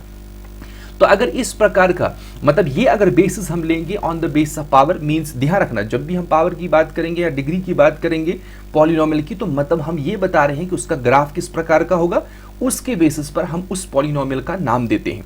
तो सबसे पहले हम यहां पर डिस्कस करेंगे on the basis of number of term. दो हम हमारी इंपॉर्टेंस के लिए इस क्लास में ये नहीं है, ये बेसिक क्लास के लिए है। जैसे कि नंबर ऑफ टर्म अगर एक होती थी तो हम उसको कहते थे मोनोमियल। क्या कहते थे? मोनोमियल। मोनो का मतलब होता है 1। जैसे कि मेरे पास अगर late us suppose that polynomial है 2x, मेरे पास पॉलिनोमियल है 2। अब देखो 2 भी हमारे पास पॉलिनोमियल है, ठीक है, मैं आपको बता दूंगा किस तरीके से। 2x है, एक ही टर्म है, अगर एक ही टर्म हमारे पास पॉलिनोमियल में है तो हम उसको कहेंगे मोनोमियल। इसी तरीके से हमारे पास अगर 2 होगा तो बाइनोमियल, अगर 3 होगा तो ट्राइनोमियल एंड एटसेट्रा। इस तरीके से हम डिफाइन करते थे, तब ये हमारे इस क्लास के लिए कोई भी इंपॉर्टेंस नहीं रखता है। हमारे लिए इंपॉर्टेंट जो है ये वाला बेसिस है, और इसमें भी हमने एक ही पर्टिकुलर किस्म का डिस्कस करना है जो मैंने स्टार्टिंग में आपको बताया है। अगर मेरे पास पॉलिनोमियल का डिग्री 1 होगा, ठीक है, अगर मेरे पास पॉलिनोमियल का डिग्री 1 होगा, उसको कहेंगे लीनियर। क्या कहेंगे? Linear polynomial. लीनियर पॉलिनोमियल ऐसा पॉलिनोमियल जहां पर जिस पॉलिनोमियल का डिग्री 1 है, फॉर एग्जांपल मेरे पास है x + 2 या सिंपल x है। समझ आ रही मेरी बात? एक ऐसा पॉलिनोमियल जिसमें डिग्री सिर्फ 1 है, ऐसी जैसी पॉलिनोमियल को हम लीनियर कहते हैं। अब इसको लीनियर क्यों कहा जाता है? इसे पावर के बेसिस पर नहीं है, क्योंकि जब हमने पॉलिनोमियल का पावर देखा, उस पावर के बेस पर इसका ग्राफ बनाया, और हमारा ग्राफ जो बनेगा वो इस प्रकार का बनेगा। ये तो कोऑर्डिनेट एक्सिस हमारे पास है, ये ग्राफ नहीं है, ये कोऑर्डिनेट एक्सिस है जिसमें हम ग्राफ बनाएंगे। अगर किसी पॉलिनोमियल का ग्राफ लीनियर है, वो लीनियर ऐसे straight, linear means straight line graph, straight line ऐसे भी हो सकता है, ऐसे भी हो सकता है, ऐसे भी हो सकता है। अगर इस प्रकार का स्ट्रेट लाइन ग्राफ किसी भी पॉलिनोमियल का आता है, तो इसका मतलब है कि उस पॉलिनोमियल का डिग्री जो है वो 1 है, इसलिए वो हमारे पास लीनियर है। तो ध्यान रखना, यहां पर नाम जो है that is on the basis of graph, कि ग्राफ जो है किस प्रकार का है, किस किस्म का ग्राफ बन रहा है। लेकिन ग्राफ किस किस्म का बनेगा वो पावर पे डिपेंड है, इसलिए हम डिफाइन कर रहे हैं on the basis of power. तो लीनियर पॉलिनोमियल ऐसी पॉलिनोमियल जिसमें हमारे पास डिग्री 1 है। फिर उसके बाद अगर डिग्री 2 है, जैसे कि मेरे पास है x² + 2x + 3। अब ये हमारी पास एक ऐसी किस्म की पॉलिनोमियल है, या ऐसे है x², सिंपल x² है, या मेरे पास x² - 3 है। तो ऐसी पॉलिनोमियल जिस पॉलिनोमियल में हमारी पास डिग्री कितनी है, जिस पॉलिनोमियल में हमारी पास डिग्री जो है 2 है, मींस हाईएस्ट पावर जो वेरिएबल की 2 है, ऐसी जैसी पॉलिनोमियल को हम कहते हैं क्वाड्रेटिक पॉलिनोमियल। और ये हमारे पास इंपॉर्टेंट है जो हमने यहां पर डिस्कस करना है, क्वाड्रेटिक पॉलिनोमियल्स। इसके ही हमने जीरोस फाइंड आउट करने हैं। जीरोस क्या होता है यह आपने डिस्कस किया होगा क्लास में, लेकिन हम यहां पर डिस्कस करेंगे आखिरकार जीरो क्या होता है। तो हमारी पास इंपॉर्टेंट जो है इसको थोड़ा हाईलाइट करेंगे, तो ये हमारी पास इंपॉर्टेंट है, that is a quadratic polynomial. फिर बहुत किस्म की पॉलिनोमियल्स होती हैं, हमें डिस्कस नहीं करना है, लेकिन मैं आपको बता दूंगा। जैसे कि हमारे पास अगर पावर 3 होगी तो उसको कहते हैं क्यूबिक पॉलिनोमियल। क्या कहते हैं? Cubic polynomial. जैसे कि हमारे पास x³ सिंपल होगा, या मेरे पास x³ + x² + x + 3, ये भी मेरे पास, मतलब जिसमें भी डिग्री 3 होगी that will be the cubic polynomial. अब इसको क्वाड्रेटिक क्यों कहा जाता है, इसको क्यूबिक कहा जाता है? देखो, क्वाड्रेटिक पॉलिनोमियल वो सारी पॉलिनोमियल्स होती हैं जिसका ग्राफ इस प्रकार का होता है। लेट अस सपोज दैट मैं एक सिंपल क्वाड्रेटिक पॉलिनोमियल ले रहा हूं x², ठीक है। अगर x² का ग्राफ देखेंगे तो हमारी पास x² का ग्राफ देखो, अगर x में हम पॉजिटिव वैल्यूज लेंगे तो इसका ग्राफ यहां से इस तरीके से ऐसे बनेगा, ठीक नहीं। अगर x की नेगेटिव वैल्यूज लेंगे तो यहां से इस तरीके से बनेगा। तो कंप्लीट x² का ग्राफ इस प्रकार का बनेगा। क्या ये स्ट्रेट लाइन है? क्या ये लीनियर ग्राफ है? नहीं है। इसलिए इस ग्राफ के बेसिस पर हमने इस वाली पॉलिनोमियल को कहा क्वाड्रेटिक पॉलिनोमियल, ठीक नहीं। इस ऐसे जैसे ग्राफ, अब ये ऐसे भी आ सकता है, अब x होगा, या अगर y² होगा तो हमारी पास इस प्रकार का ग्राफ आ जाएगा। ऐसे भी ग्राफ आ सकता है, मतलब जब भी क्वाड्रेटिक पॉलिनोमियल होगा इस किस्म के ग्राफ आ जाएंगे। ये जो इस किस्म की फिगर होती है, मतलब ये जो ग्राफ होता है इस किस्म का, इसको कहा जाता है पैराबोला। ये आपको एमसीक्यू में आ सकता है कि हमारी पास क्वाड्रेटिक पॉलिनोमियल का ग्राफ जो होता है वो किस किस्म का होता है, स्ट्रेट लाइन होता है, पैराबोला होता है, या किसी और किस्म का हो सकता है, ठीक है। तो इसी तरीके से हमारे पास क्यूबिक पॉलिनोमियल जो है इसका ग्राफ डिफरेंट होता है, ठीक है नहीं। तो ये हमारे लिए इंपॉर्टेंट नहीं है, बस हम कह रहे हैं कि on the basis of power. अगर हमारे पास 4 पावर होगी तो वो डिफरेंट टाइप ऑफ पॉलिनोमियल होगी, ठीक नहीं। तो हमारे पास क्या है कि जो 4 डिग्री हमारे पास होती है उसको कभी कभार बाई क्वाड्रेटिक भी कहा जाता है। देखो, ये चीजें हमारे लिए फिलहाल के लिए इंपॉर्टेंट नहीं है, चाहे क्यूबिक पॉलिनोमियल है, चाहे बाई क्वाड्रेटिक पॉलिनोमियल है, व्हाटएवर है। अब यहाँ पर एमसीक्यू के लिए एक इंपॉर्टेंट चीज मैं आपको बता दूंगा। अब अगर हमारी पास पॉलिनोमियल में कोई वेरिएबल नहीं है, मतलब ये है कि मेरे पास एक पॉलिनोमियल है वो सिंपल 2 है, या ऐसा हो सकता है मतलब सिंपल कांस्टेंट टर्म आपको दिखाई दे रहा है, या हमारे पास 2 है या 3 है या 4 है या एक्स्ट्रा कोई भी, मतलब जो 0 के बराबर नहीं है। या ऐसा भी हो सकता है कि मेरे पास 0 है, मतलब इसको भी मैं पॉलिनोमियल्स के टर्म में लिख सकता हूं। जैसे मेरे पास सिंपल, ये भी देखो, ये भी कांस्टेंट है, ये भी ध्यान रखना ये दोनों कांस्टेंट है। अभी तक जो हमने डिस्कस किया उसमें मिक्स था, वेरिएबल, कांस्टेंट सब कुछ था, वो बिल्कुल आसान था। लेकिन अगर हमारी पास सिंपल कांस्टेंट है जो कि नॉन जीरो है, जो कि नॉन जीरो है, क्या ये पॉलिनोमियल हो सकता है? हाँ, क्योंकि हम 2 को लिख सकते हैं 2 इंटू एक्स स्क्वायर। ये मेरे पास एक ऐसी पॉलिनोमियल है जिसका डिग्री कितना है? 0 है। इसी क्या 0 मेरे पास क्वाड्रेटिक मतलब क्वाड्रेटिक या कोई भी किस्म का पॉलिनोमियल हो सकता है? हाँ, मेरे पास 0 है, मैं लिख सकता हूं 0 into x square x not, या लिख सकता हूं 0 into x raise to power 1। समझ आ रही मेरी बात? तो आपको ध्यान रखना है कि हमारे पास ये भी हमारे पास पॉलिनोमियल हो सकता है। इस पॉलिनोमियल्स को अगर ये जो हमारे पास कांस्टेंट फिक्स कांस्टेंट जिनका वैल्यूज है, इसको हम कह सकते हैं कांस्टेंट पॉलिनोमियल। क्या कह सकते हैं? कांस्टेंट। ये जो 0 वाला टर्म है इसको कह सकते हैं 0 पॉलिनोमियल। ये आपको ध्यान रखना है, ठीक है। अब यहां पर आगे हम डिस्कस करेंगे जीरोस में कि हमारे पास ये जो कांस्टेंट पॉलिनोमियल होता है, यहां पर वेरिएबल का 0 हम नहीं निकालते हैं। आगे हम डिस्कस करेंगे जीरोस कि हमारे पास, ये आपको ध्यान रखना है, ये एमसीक्यू में आ सकता है। जैसे हमारे पास एक कांस्टेंट पॉलिनोमियल है, मीन जैसे 2 है एटसेट्रा है, इसके साथ x का वैल्यू जो होगा पावर होता है दैट इज 0, तो इस x का वैल्यू हम नहीं निकाल सकते हैं और ना निकालते हैं, जरूरी है, ठीक है नहीं। तो ये याद रखना है एमसीक्यू के लिए। तो ये था हमारे पास टाइप्स ऑफ पॉलिनोमियल्स, हमने डिटेल में डिस्कस किया किस प्रकार का। अब यहां पर इतनी दास्तान समझने के बाद सिर्फ हमारी मकसद के लिए जो है वो ये है, ये हम डिस्कस करने जा रहे हैं। अब हम नेक्स्ट देखते हैं कि हमने क्या डिस्कस करना है। तो नेक्स्ट हम डिस्कस करेंगे value of a polynomial and zeros of a polynomial. आप देखिए इसमें भी हमारी पास इंपॉर्टेंट चीज जो है, जो हमारी एग्जाम पर्सपेक्टिव के लिए इंपॉर्टेंट है, वो सिर्फ ये है, दैट इज जीरो और जीरोस ऑफ पॉलिनोमियल। ये इंपॉर्टेंट हमारे लिए है। अभी वैल्यू जो है ये समझना जरूरी है, तब जाके हमें समझ आ जाएगा जीरो ऑफ अ पॉलिनोमियल या जीरोस ऑफ अ पॉलिनोमियल क्या होता है। अब अगर जीरो की बात करेंगे तो जीरो का मतलब होता है, पहले मैं जीरो आपको बता दूंगा, ये वाला जीरो नहीं है, देखिए नहीं। जीरो का मतलब सिंपल भाषा में सॉल्यूशंस या वैल्यूज ऑफ वेरिएबल, ध्यान रखना यहां पर, values of variable in given polynomial. अब ध्यान रखना यहां पर दो चीजें हैं, value of a polynomial, value of variable in a given polynomial, दो चीजें हैं। फॉर एग्जांपल मैं आपको बताता हूं किस तरीके से समझेंगे आप। तो मेरे पास अगर मुझे बताना होगा value of a polynomial, value of a polynomial, value of a variable in given polynomial, ये दो चीजें डिफरेंट है। कैसे डिफरेंट है? दो कंसेप्ट डिफरेंट है। वैल्यू ऑफ अ पॉलिनोमियल का मतलब क्या है? मेरे पास पॉलिनोमियल है फॉर एग्जांपल x+2। अब यहां पर ये पूरा पॉलिनोमियल है, ये पूरा एक पॉलिनोमियल है। अब अगर यहां पर देखेंगे ये पॉलिनोमियल जो है किस वेरिएबल पे डिपेंड है? x पर, इसलिए हम इसको लिख सकते हैं p(x), या जैसे भी लिखना है g(x) लिखो या t(x) लिखो, q(x) लिखो, जैसे भी लिखना है। ये simple q t g p ये जस्ट रिप्रेजेंट कर रहा है कि ये पॉलिनोमियल जो है x पे डिपेंड है। अब देखो अगर मैं लिखता हूं पॉलिनोमियल इस तरीके से y+2, तो मेरे पास ये पॉलिनोमियल क्या है? p(y) या q(y), जैसे भी आपको लिखना है। मतलब सबसे पहली चीज आपको ये रखना याद है कि अगर मैं आगे कभी कभार लिखूंगा p(x), g(x), q(x), t(x), आपको समझना है कि हमारे पास ये पॉलिनोमियल है वो इस वेरिएबल पे डिपेंड है। अब हम क्वेश्चन पे आते हैं कि हमने निकालना क्या है, इस पॉलिनोमियल का वैल्यू निकालना है।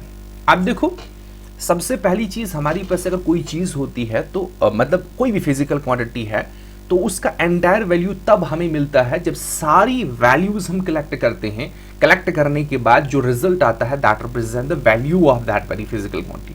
वैसे यहां पर भी है, ये जो पॉलिनोमियल है x+2, इस x+2 का वैल्यू क्या हो सकता है? 2 प्लस वैल्यू ऑफ x। अब let us suppose that x is equals to 1, क्योंकि x वेरिएबल है, कुछ भी वैल्यू हो सकता है। Let us suppose that x is equals to 1। बताओ इस पॉलिनोमियल p(x) का वैल्यू कितना होगा? 1+2, मतलब x की वैल्यू मैंने 1 ली, p(1) कितना आया? 1+2 कितना आया? 3। ये जो 3 वैल्यू आया ये वेरिएबल का वैल्यू नहीं है, ये आपको ध्यान रखना है। यहां पर वेरिएबल क्या है? x। वेरिएबल क्या है हमारे पास? x, और x का वैल्यू इस टाइम पर कितना है? 1, और पूरे पॉलिनोमियल का वैल्यू कितना है? 3। एक और एग्जांपल हम लेंगे इसी तरीके से। अगर मेरे पास x कितना है? 2, अगर मेरे पास x कितना है?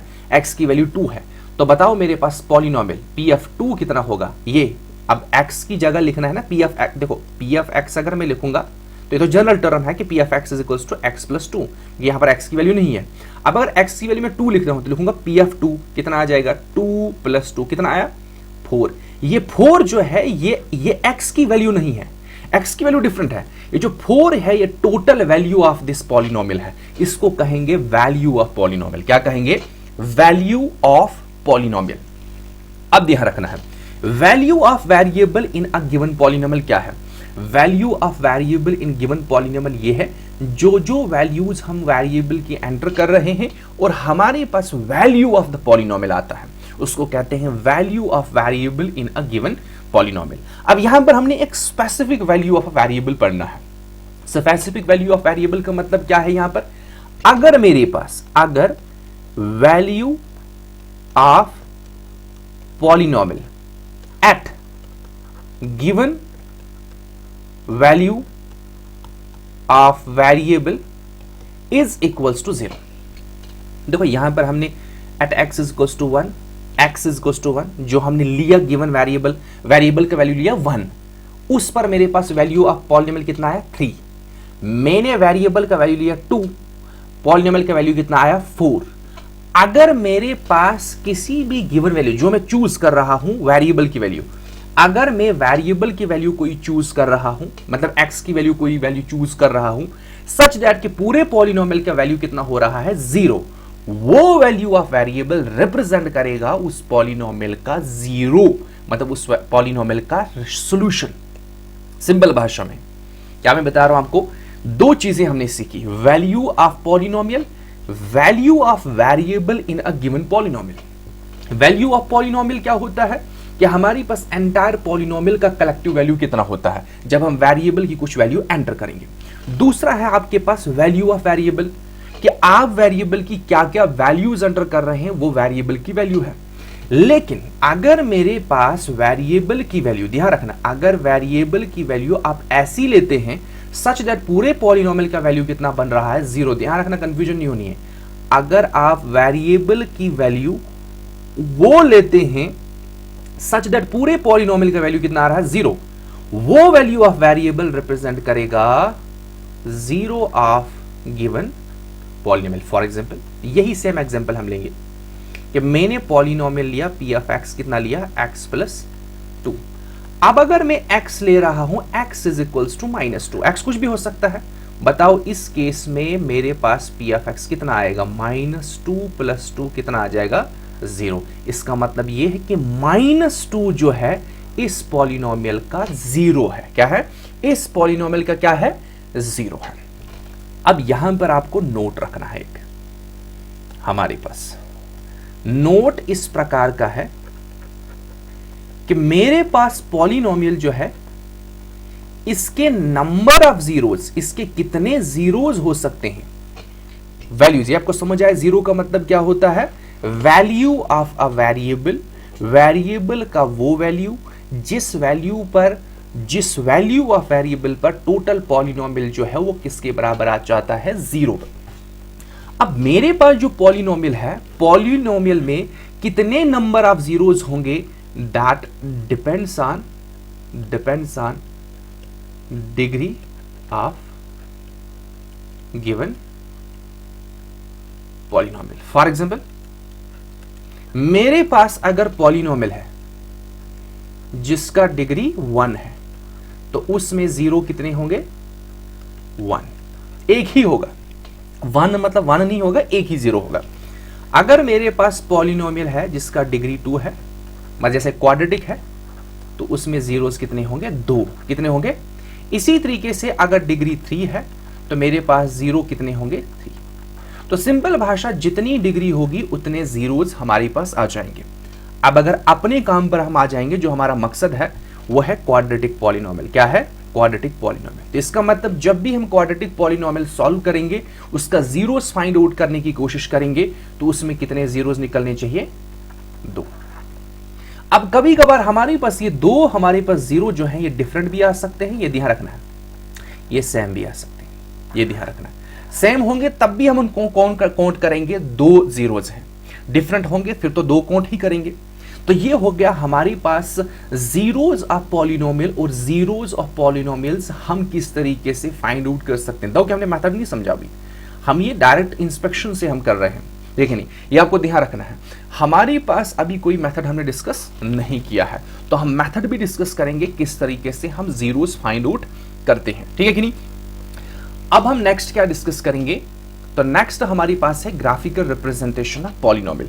लेकिन ग्राफिकल रिप्रेजेंटेशन ऑफ एक minute, graphical representation of polynomial, this, then we have a relationship between zeros of coefficient of polynomial, then finding the zeros. Okay, wait,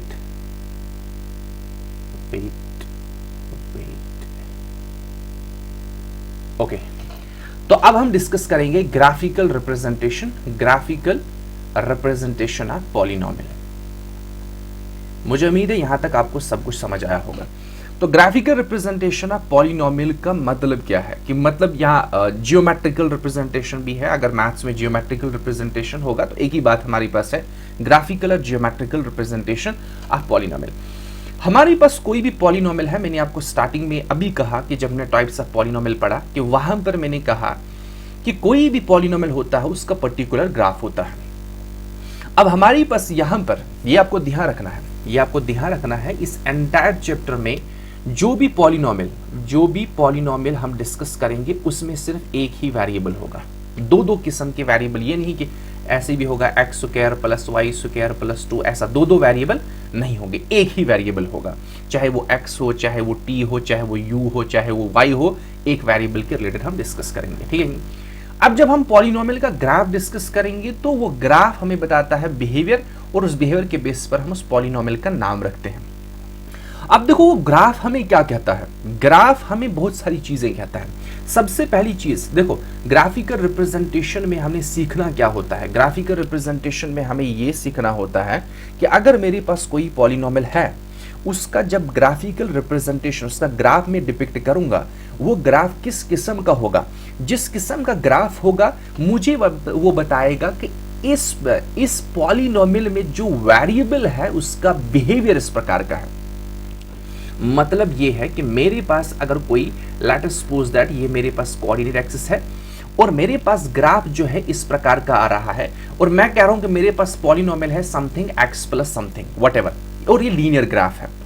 और ये जो लीनियर ग्राफ है, ये जो इस पॉलिनोमियल का ग्राफ आया, ये मुझे बताएगा इस पॉलिनोमियल में जो वेरिएबल है वो किस तरीके से वेरी कर रहा है। अच्छी तरीके से समझना, मेरे पास एक ग्राफ होगा किसी पॉलिनोमियल का। अब पॉलिनोमियल डिपेंड होता है वेरिएबल पर, ऐसे आपको समझ नहीं आएगा। मेरे पास है एक पॉलिनोमियल डिपेंड होता है वेरिएबल पर।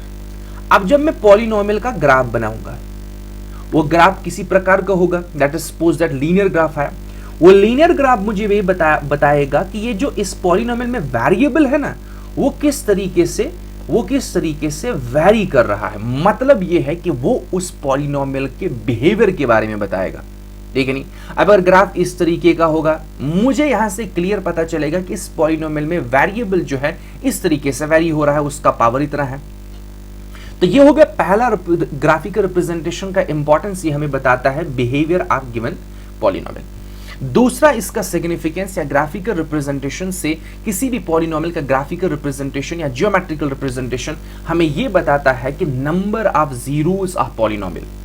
अगर हमारे पास ग्राफ अवेलेबल होगा, हमारे पास देखो, हमारे पास पॉलिनोमियल जो है उसका सिर्फ ग्राफ दिया होगा और हमें बताया जाएगा कि बताओ इस ग्राफ के अकॉर्डिंग आप कितने बता सकते हो, कितने नंबर ऑफ जीरोस हो सकते हैं, कितने, वो तो हमें पता है। नंबर ऑफ जीरोस डिपेंड होता है डिग्री ऑफ पॉलिनोमियल, ठीक है नहीं। लेकिन वहां पर ग्राफ दिया है, किसी पॉलिनोमियल का ग्राफ दिया है और पूछा जा रहा है बताओ यहां पर इस ग्राफ में पॉलिनोमियल के कितने सॉल्यूशन है, वो भी हम ग्राफ से निकाल सकते हैं। नंबर ऑफ जीरो या जीरो एक होगा, बहुत सारी होंगे जीरोस ऑफ पॉलिनोमियल। और ये भी बताएगा कि हमारे पास इस ग्राफ में जो जीरोज हैं, जो हमारे पास ग्राफ में जीरोज हैं वो कौन कौन से हैं। फॉर एग्जाम्पल मेरे पास लेट अस सपोज दैट, एक मिनट,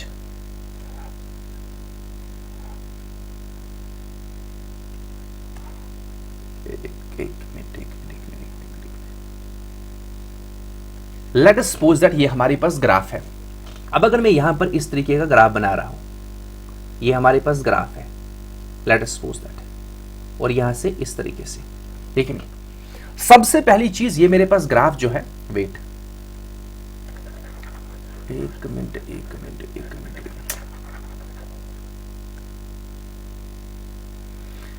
ओके तो यहां पर हमारे पास ये जो ग्राफ है, अगर आप इसको गौर से देखेंगे तो यहां पर हमारे पास, यहां पर ये जो ग्राफ, ये जो मैंने रेड लाइन में बनाया ग्राफ, ये मुझे बताएगा, सबसे पहली चीज ये मुझे क्या बताएगा, एक मिनट, क्या ये मुझे ये बताएगा कि हमारे पास जो यहां पर पॉलिनोमियल होगा इसका बिहेवियर क्या होगा, पहली चीज।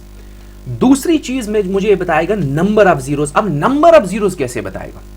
नंबर ऑफ जीरोस जो है ये आपको ध्यान रखना है, ये बताएगा कि हमारे पास जो ग्राफ है वो एक्स एक्सिस को, अगर एक्स पे डिपेंड है, एक्स एक्सिस को कितनी दफा या कितनी जगह पर काट रहा है, number of places where it cuts x axis.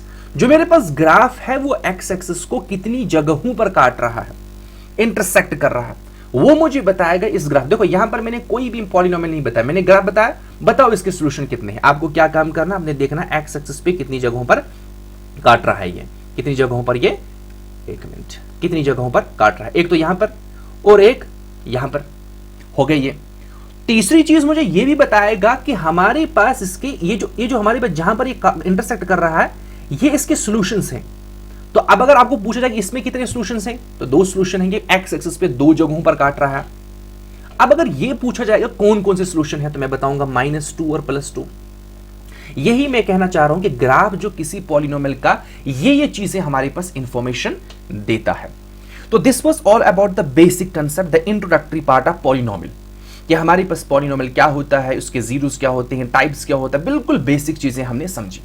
इस बेसिक चीज के बेसिस पर हमारे पास पहली एक्सरसाइज आती है, उसको जल्दी जल्दी हम खत्म करते हैं, फिर हम नेक्स्ट इंपॉर्टेंट टॉपिक की ओर मूव करते हैं। अब देखो हमारे पास यहां पर पहली एक्सरसाइज जो है दैट इज एक्सरसाइज 2.1, बिल्कुल आसान है।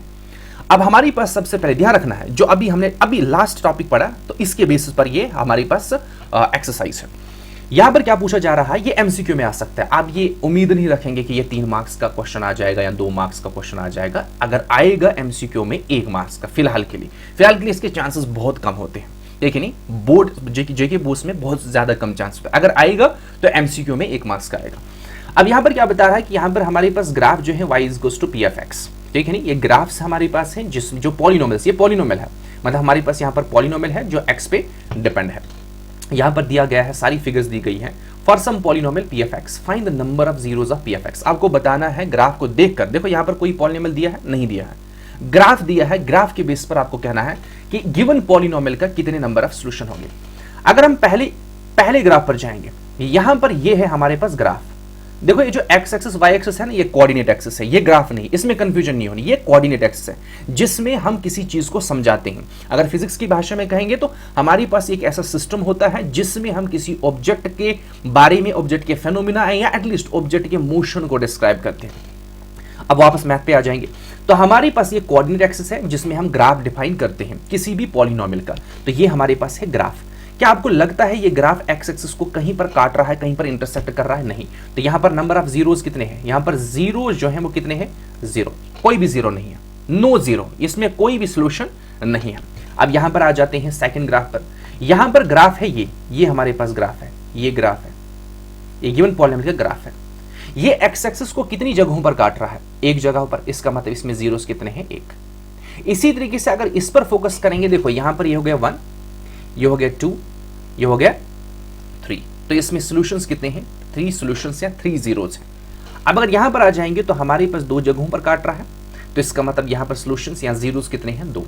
यहां पर आ जाएंगे तो 1 2 3 4, कितने जीरोस हैं, 4। यहां पर आ जाएंगे तो 1। अब यहां पर ध्यान रखना, ये जो यहां पर टच कर रहा है ना, ये वो वाला जीरोस है जो सेम आ रहा है। 2 तो हैं, यहां पर 2 हैं लेकिन सेम आ रहा है, ये ध्यान रखना है। इसी तरीके से यहां पर 2 तो हैं लेकिन सेम आ रहा है। जैसे मेरे पास अगर x की वैल्यू आई 1 1, तो पॉइंट एक ही जगह पर बनेगा, इसलिए ये ध्यान रखना है। यहां पर भी 2 जीरोज हैं, यहां पर भी 2 जीरोज हैं, यहां पर 1 जीरो है, तो टोटल हमारे पास कितने हैं 5 जीरोज। ये आपको ध्यान रखना है, ठीक है। तो this was all about the exercise 2.1। अब हम नेक्स्ट टॉपिक की ओर मूव करेंगे। अब हमारे पास आ जाएगा, अब हमारे पास जो इंपॉर्टेंट टॉपिक्स हैं जो एग्जाम में आ सकते हैं वो हम डिस्कस करने जा रहे हैं। तो यहां पर डिस्कस करेंगे सबसे पहली चीज relationship between zeros and coefficient of polynomial. अब देखो ये चीज मुझे भूल गया आपको बताना, सबसे पहली चीज हम ये डिस्कस करेंगे, ठीक है नहीं। तो यहां पर हमने क्या देखना है कि ये जो टॉपिक हमारे पास है ये ध्यान रखना है, ये बहुत ज्यादा इंपॉर्टेंट है एग्जाम पर्सपेक्टिव के लिए। ये जो आगे एग्जाम आने वाला है उसके लिए बहुत ज्यादा इंपॉर्टेंट है, ये आपको ध्यान रखना है। तो हमने यहां पर क्या देखना है कि जीरोज ऑफ अ पॉलिनोमियल, मेरे पास पॉलिनोमियल होगा उसका जीरोज होगा और साथ में कोफिशिएंट की अगर हम बात करेंगे तो कोफिशिएंट और zeros of a given polynomial, उन दो के बीच में रिलेशन क्या होगा। एक तो मुझे ये भूल गया है कि कोफिशिएंट क्या होता है, दूसरा मैंने आपको ये नहीं कहा कि क्वाड्रेटिक पॉलिनोमियल जो हम पढ़ने जा रहे हैं उसका जनरल फॉर्म क्या होता है। तो सबसे पहली चीज मैं आपको बता देता हूं कि जो क्वाड्रेटिक पॉलिनोमियल है, क्वाड्रेटिक पॉलिनोमियल में डिग्री कितना होता है 2। तो क्वाड्रेटिक पॉलिनोमियल का जनरल फॉर्म ये आपको याद रखना है, याद नहीं भी रखेंगे याद हो जाएगी। जनरल फॉर्म होता है इसका ax² plus bx plus c, ये है क्वाड्रेटिक पॉलिनोमियल। इसमें डिग्री कितना है, इसमें डिग्री कितना है 2, क्योंकि हाईएस्ट पावर ऑफ x कितना है 2 है। यहां पर a b और c जो है ये रियल नंबर्स है, क्या है रियल नंबर्स है। बस ध्यान ये रखना है कि a 0 नहीं होना चाहिए, a 0 नहीं होना चाहिए। तो सबसे पहली चीज ये आप याद रखेंगे, यह है general form of quadratic polynomial. अब हम कोफिशिएंट, दो हमें पता है कोफिशिएंट क्या होता है, लेकिन मेरा काम है आपको समझाना कोफिशिएंट क्या होता है। एक हमारे पास जब हमने स्टार्टिंग में टर्म्स पढ़ा, मैंने बताया कि एक वेरिएबल होता है, एक प्योर कांस्टेंट होता है, ठीक है नहीं, या वेरिएबल के साथ मैंने लिखा था इस प्रकार का 2x।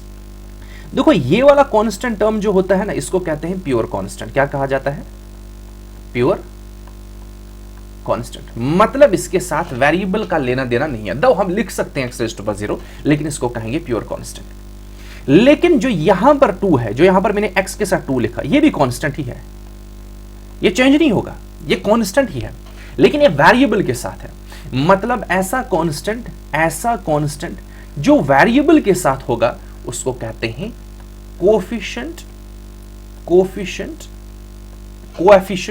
व्हाटएवर जो भी आप प्रोनाउंस करेंगे, कोएफिशिएंट ऑफ दैट वेरिएबल। जैसे कि मैं कहूंगा what is the coefficient of x, that's 2। अगर ऐसे लिखूंगा मैं 3x² प्लस 2x प्लस 2, मैं बताओ coefficient of x², coefficient of x² का मतलब यह है कि x² के साथ कांस्टेंट टर्म कौन सी है, साथ में मल्टीप्लाई करके, वो है 3। कोएफिशिएंट ऑफ अगर बताऊंगा x तो कितना है 2, ये होता है कोएफिशिएंट। ये अगर मेरे पास पॉलिनोमियल है, इसमें कोएफिशिएंट्स भी होंगे और इसके जीरोज भी होंगे। उन जीरोज और कोएफिशिएंट का आपस में किस प्रकार का रिलेशन होता है, वो एक दूसरे से किस तरीके से डिपेंडेंट होते हैं। ये हम क्यों बता रहे हैं, क्योंकि जब हमने लीनियर पॉलिनोमियल पढ़ा, हम वहां से स्टार्ट करेंगे, फिर हम क्वाड्रेटिक पॉलिनोमियल की ओर आ जाएंगे। अब देखो हमारे पास जब लीनियर पॉलिनोमियल हम पढ़ते हैं, लीनियर पॉलिनोमियल होता है ax प्लस b। अब अगर ax प्लस b में मुझे x का वैल्यू मिलेगा तो वो हो जाएगा इसका 0 हो जाएगा। और ये जो a b है, b तो कांस्टेंट टर्म है और a मेरे पास कोएफिशिएंट है, मतलब इसमें 0 भी हम निकाल सकते हैं, यहां पर कोएफिशिएंट भी है, प्योर कांस्टेंट टर्म भी है। अब अगर मुझे 0 निकालना होगा तो मैं लिखूंगा ax प्लस b का वैल्यू जो है वो 0 है, तब ही तो x का वैल्यू जो आ जाएगा वो 0 होगा इस पॉलिनोमियल का। ध्यान रखना, ये 0 जो है ये 0 है, बाय वैल्यू ये 0 है। लेकिन जो अभी हम जीरोस की बात कर रहे हैं वो है इस वेरिएबल की वैल्यूज। वो जरूरी नहीं है 0 हो सकता है, 1 भी हो, 0 भी हो सकता है, नॉन 0 भी हो सकता है। मैं कह रहा हूं कि इस लीनियर पॉलिनोमियल में मेरे पास वेरिएबल भी है, इसके साथ कोएफिशिएंट भी है और प्योर कांस्टेंट भी है। अब अगर मुझे इस वैल्यू ऑफ x निकालना, मतलब इस लीनियर पॉलिनोमियल का 0 निकालना है, तो मुझे इस पूरे लीनियर पॉलिनोमियल का वैल्यू 0 के बराबर करना पड़ेगा, जो हमने अभी सीखा। यहां से मेरे पास x की वैल्यू आ जाएगी -b/a। अब अगर यहां पर आप देखेंगे, ये है मेरे पास x की वैल्यू, ये है x की वैल्यू आ गई ये, और हमारे पास x की वैल्यू अगर ये आ गई तो जीरोस ऑफ पॉलिनोमियल और इन कोएफिशिएंट के बीच का इस प्रकार का रिलेशन है। मतलब x की वैल्यू हमने इतनी निकाली, तो हम ये लिख सकते हैं कि हमारे पास जो जीरोस है और जो कोफिशिएंट इसके हैं इनका इस प्रकार से रिलेशन है। ठीक है, इसी तरीके से जब हमने क्वाड्रेटिक पॉलिनोमियल को ऑब्जर्व किया, मतलब स्टडी किया, तो हमने देखा कि यहां पर भी जो जीरोस आते हैं क्वाड्रेटिक पॉलिनोमियल, ध्यान रखना यहां पर जो पॉलिनोमियल की बात हम कर रहे हैं यह है क्वाड्रेटिक पॉलिनोमियल। अब अगर क्वाड्रेटिक पॉलिनोमियल में लिखूंगा that will be ax square plus bx plus c where a is not equals to 0। ये आपको ध्यान रखना है, जहां पर a 0 के बराबर आ गया वो क्वाड्रेटिक पॉलिनोमियल नहीं है। अब यहां पर रिलेशन क्या है कि जब हमारे पास इस क्वाड्रेटिक पॉलिनोमियल के जीरोस आ जाएंगे तो वैल्यू आएंगी, तो यहां पर x की वैल्यू कितनी आ जाएंगी, 2 जो जीरोस होंगी। x की वैल्यू ध्यान रखना, क्वाड्रेटिक पॉलिनोमियल में x की वैल्यूज हम बहुत सारी ले सकते हैं जिसके बेसिस पर पॉलिनोमियल की वैल्यूज आ जाएंगी, लेकिन हमें चाहिए जीरोस ऑफ पॉलिनोमियल। तो क्वाड्रेटिक पॉलिनोमियल में जीरोस ऑफ पॉलिनोमियल कितनी वैल्यूज होंगी, सिर्फ दो जीरोस होंगे। लेट अस सपोज दैट एक का नाम अल्फा है और दूसरे का नाम बीटा है, जस्ट ग्रीक लेटर है। जैसे कि अल्फा की जगह मेरे पास 1 वैल्यू आ गया और बीटा की जगह लेट अस सपोज दैट -1 आ गया, तो ये अल्फा है ये बीटा है, तो 2 जीरोस आ गए गिवन क्वाड्रेटिक पॉलिनोमियल के। अब ये हमारे पास क्वाड्रेटिक पॉलिनोमियल के जीरोस आ गए। अब हमने ये ऑब्जर्व किया है कि हमारे पास, ये आपको याद रखना है कि अगर इन जीरोस का सम करेंगे, मतलब अगर मैं करूंगा alpha plus beta, alpha plus beta, तो अल्फा प्लस बीटा मेरे पास हमेशा आ जाएगा -b/a। अब ये -b/a क्या है, या इस तरीके से लिखेंगे, बिल्कुल आसान तरीके से आपको समझाऊंगा मैं, याद भी किस तरीके से करना है। ये जो अल्फा प्लस बीटा है means sum of zeros of given quadratic polynomial, वो होता है minus coefficient of x upon coefficient of x square. उस पॉलिनोमियल में कोफिशिएंट ऑफ x क्या होगा, उस पॉलिनोमियल में कोफिशिएंट ऑफ x स्क्वायर क्या होगा, यहां पर माइनस लगाना है ऊपर कोफिशिएंट ऑफ x के साथ। मतलब हम इसको लिख सकते हैं माइनस कोफिशिएंट ऑफ x कितना होता है, b upon coefficient of x square. इसी तरीके से पहले आप समझेंगे, मैं समझाऊंगा किस तरीके से याद रखना है। उसके बाद है product of zeros mean alpha into beta, वो आ जाएगा c मींस कोफिशिएंट नहीं sorry, that's a constant term,